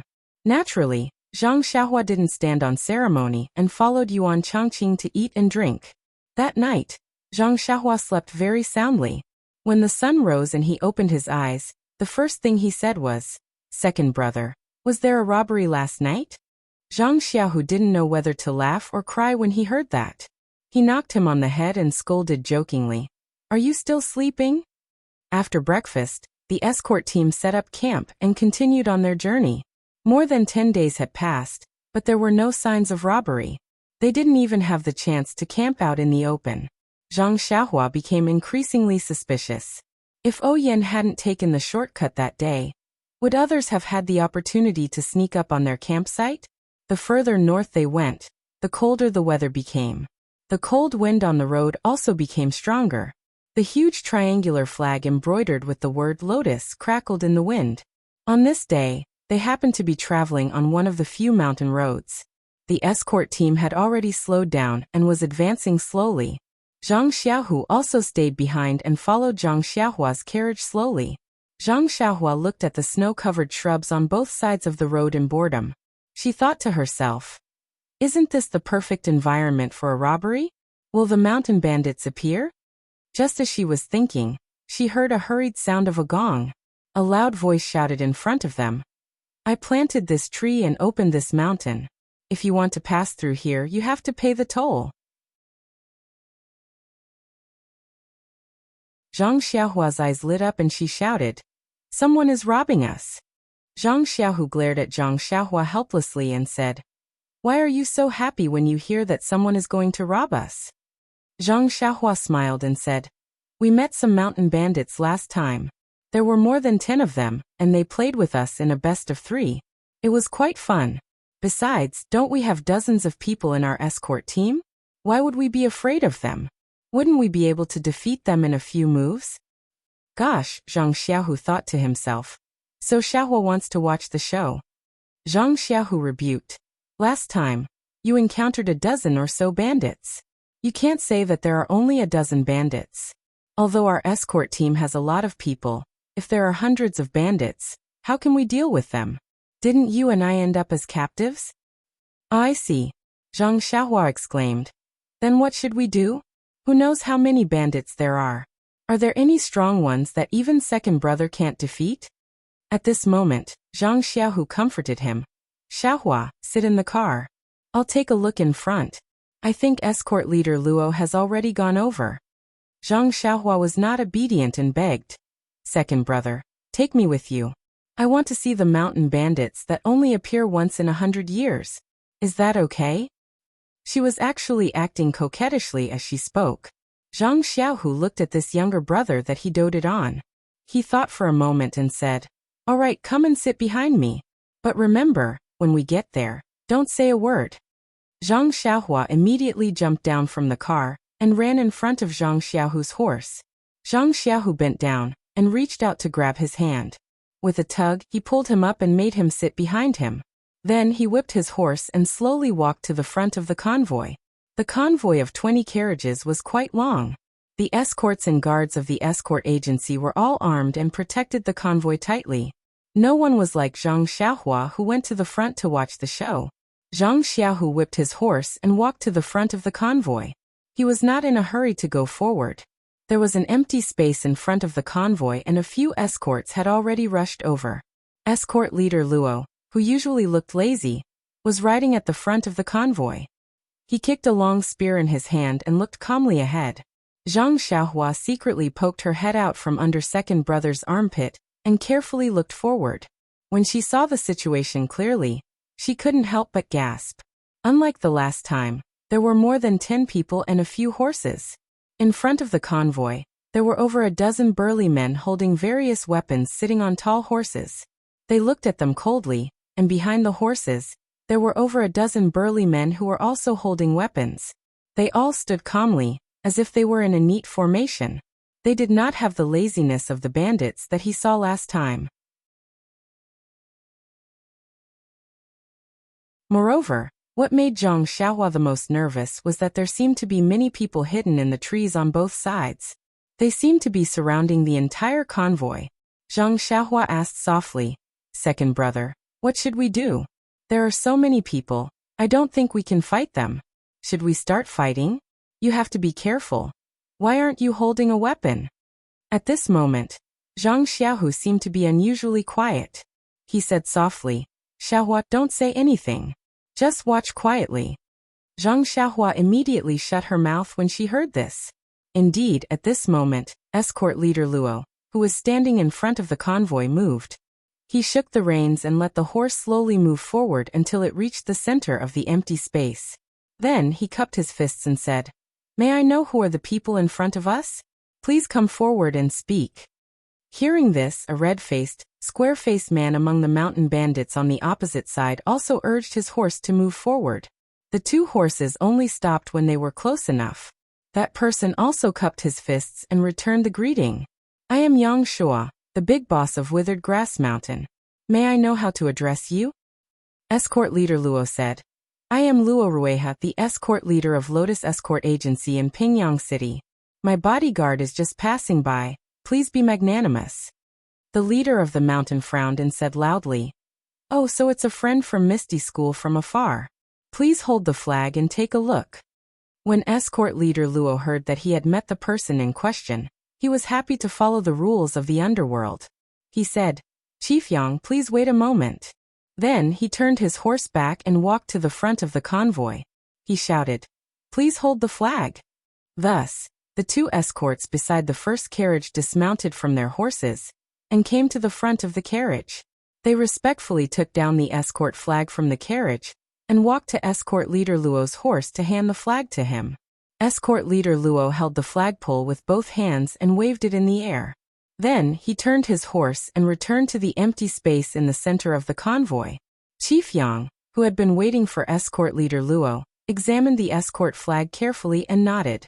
Then he cupped his fists at the escort flag and said with a smile, "You are indeed a friend from Misty School. This Yang has neglected you. If you have time, please come to the stronghold for a chat." Escort leader Luo smiled and said, Of course. I came and went in a hurry today and didn't have time. If I pass by next time, I will definitely pay you a visit." Chief Yang said, "Then please have a safe journey, escort leader Luo. This is the token of our stronghold. You may travel for 500 miles. Then he shook his hand and threw a small token over. Escort leader Luo smiled and said, "Thank you very much. There is a small token of our appreciation on the back. Please accept it, Chief Yang." Chief Yang nodded and said, "Thank you, escort leader Luo. This one will not see you off. Have a safe journey." Then he cupped his fists again and returned to his camp. He said a few words to the people behind him, and the dozen or so horses followed him back into the forest. Escort leader Luo also turned his horse back when he saw the bandits leave. He gave a few instructions to the escorts behind him, and then gestured for the convoy to continue moving. Zhang Xiaohu saw the convoy move, and brought Zhang Xiaohua back to the back of the carriage. However, Zhang Xiaohua refused to get down and clung to second brother's horse. Zhang Xiaohu said helplessly, "Let's ride for a while more. When I reach the front, you have to return to the carriage." Zhang Xiaohua nodded profusely. By the time Zhang Xiaohua and the convoy passed through the empty space, the entire convoy had already passed by. Zhang Xiaohua saw the escort that escort leader Luo had instructed earlier with a bag of items in his hand. He rode to the bandit's side and handed it to a bandit who was guarding there. The bandit took the bag and weighed it in his hand. He smiled and cupped his fists at the escort before he left. The escort immediately rode back to the front of the convoy. Zhang Xiaohua was puzzled. She asked Zhang Xiaohu in a low voice, "Second brother, why is this robbery so strange? They don't kill each other, and they don't even play 2 out of 3 games. Why did they just let it pass?" Zhang Xiaohu smiled and said, "What do you think robbery is? Is it just fighting and killing?" Zhang Xiaohua said, "If they don't fight and kill, how are they going to wait for the loot?" Zhang Xiaohu was not surprised and said, "Haha, there's nothing strange about it. I thought the same as you at first. The first time I encountered a robbery, I was so nervous that I was sweating. But after a few more times, it's always been the same. All bark and no bite. Only now do I understand what's going on." Zhang Xiaohua asked curiously, "Is there an inside story?" Zhang Xiaohu smiled and said, "Actually, it's very simple. Bandits rob people for nothing more than money, and there's a method to it as well. If they just fight and kill, they'll be at a disadvantage. As the ancients say, killing 1,000 people will hurt 800 of your own men. There's a price to pay for killing. If you can get 10,000 guans of riches for each kill, then it's naturally worth it. But where would you find such a good business? Let's not talk about this road of yours. If people often die here, the merchants in the future will take a detour. If they don't take this road, won't you lose your source of income? Moreover, every time you fight and kill, how many brothers do you have to risk their lives for? Therefore, robbing also requires skill. If you can avoid fighting, then don't fight. Even if you don't get much money each time, as long as you get something every time, then won't you be able to make a long-term profit? Zhang Xiaohua nodded thoughtfully and said to herself, as the ancients say, there are 360 professions, and every profession produces its own master. As a bandit, you also need to have a professional eye. Zhang Xiaohu continued, when merchants travel on the road, they're usually aware of the risks. If they don't have much money, then they're naturally not too afraid of bandits. When they encounter bandits, they just have to offer some money. If they have a lot of money, then they'll have to find someone to protect them. An escort agency just happens to be doing this kind of business. Bodyguards of an escort agency followed the same logic as bandits robbing. Both of them had to pay attention to harmony and wealth. If one were to blindly use force, then the bandits would not be able to get along with you. Then the escort agency would cease to operate because it would not be able to withstand constant fighting and killing. Therefore, the most important thing in an escort agency was to maintain one's reputation. If your reputation is big enough, then many bandits will know your signboard. Naturally, they'll look out for each other when they encounter you. Look out for each other? Zhang Xiaohu was a little stunned. Yes, look out for each other. In other words, the escort agency will give the bandits some money according to the value of their bodyguards' belongings as payment for passage. The bandits will accept it with a smile and let you go. Just like today, you didn't have to worry about being harassed by bandits for 500 li, Zhang Xiaohu explained. Zhang Xiaohua didn't understand and said, second brother, when you put it that way, it sounds like we're friends. Zhang Xiaohu blinked and said, snakes and rats are a family. Hee, that's how it is. Zhang Xiaohua asked again, if there's no escort agency's protection, then what if the merchants are willing to give so much money? Zhang Xiaohu smiled and said, if there's no escort agency's protection, then the merchants are like a piece of braised pork. Who wouldn't want to eat them in one bite?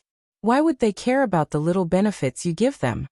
Zhang Xiaohua asked again, then there were so many bandits just now. If they all came at once, then our escort agency probably wouldn't have been able to deal with them. Wouldn't they have eaten them all in one bite? Even if there were some casualties, it would have been worth it. Zhang Xiaohu smiled and said, then we'll have to talk about another aspect. There are big and small escort agencies and their strength is uneven. If it were a small escort agency, then there would naturally be this risk. However, our Lotus Flower Escort Agency is backed by the Misty School. To put it bluntly, we're just a tool for the Misty School to amass wealth in the escort agency. They might be able to eat up the entire convoy, but then they would have to face the Misty School's thunderous retaliation. That Misty School is a famous sect in the Jianghu. They could just casually send some of their disciples to wipe out the entire nest of bandits. How would they have the guts to do that? Zhang Xiaohu became excited as he spoke. He swallowed his saliva and continued, there's another point. For these bandits to be able to take over the mountain and call themselves kings, they can't do without the support of the nearby Jianghu sections. And this sect should have an escort agency similar to the Lotus Flower Escort Agency. If they don't give us face, not only can the Misty School eliminate these bandits, they can also know the bandits within their sphere of influence and rob and kill their escort agency. Zhang Xiaohua nodded and said, I understand. Actually, to put it bluntly, martial strength is still the most important thing. If you're strong, then everyone can talk it out and part ways. Harmony breeds wealth. If you're weak, then you can only swallow your broken front teeth. That's right. Does that mean that the bandits of Shichui Mountain are backed by the Misty School? Zhang Xiaohu smiled and said, I don't know about that. But Chui Mountain is too small. Even if they want to rely on the Misty School, the Misty School won't pay them any attention. Zhang Xiaohua sighed and said, this Jianghu is too complicated. It's really hard to explain. Then, Zhang Xiaohua said happily, if that's the case, then wouldn't the escorts of your escort agency be very safe? You don't have to risk your lives? Zhang Xiaohu smiled bitterly and said, how can it be as free and unfettered as you say? There will always be bandits who don't know their limits and come to rob us. Being an escort agency is a profession that licks blood from the edge of the blade. Don't you see that the agency has to recruit new bodyguards and escorts every year? Then where did the old people go? But I'm only an escort right now. It's not my turn to do these kinds of things. Zhang Xiaohua listened and was silent in her heart. You're tuning in to the Li Mei's Wuxia Whispers YouTube channel. We're so grateful for your support, and don't forget to subscribe to join us on this incredible journey through captivating stories. Your generosity through donations truly makes a world of difference, as it's the primary source of revenue that allows me to expand and enhance this channel for you. Thank you from the bottom of my heart for being a part of this adventure.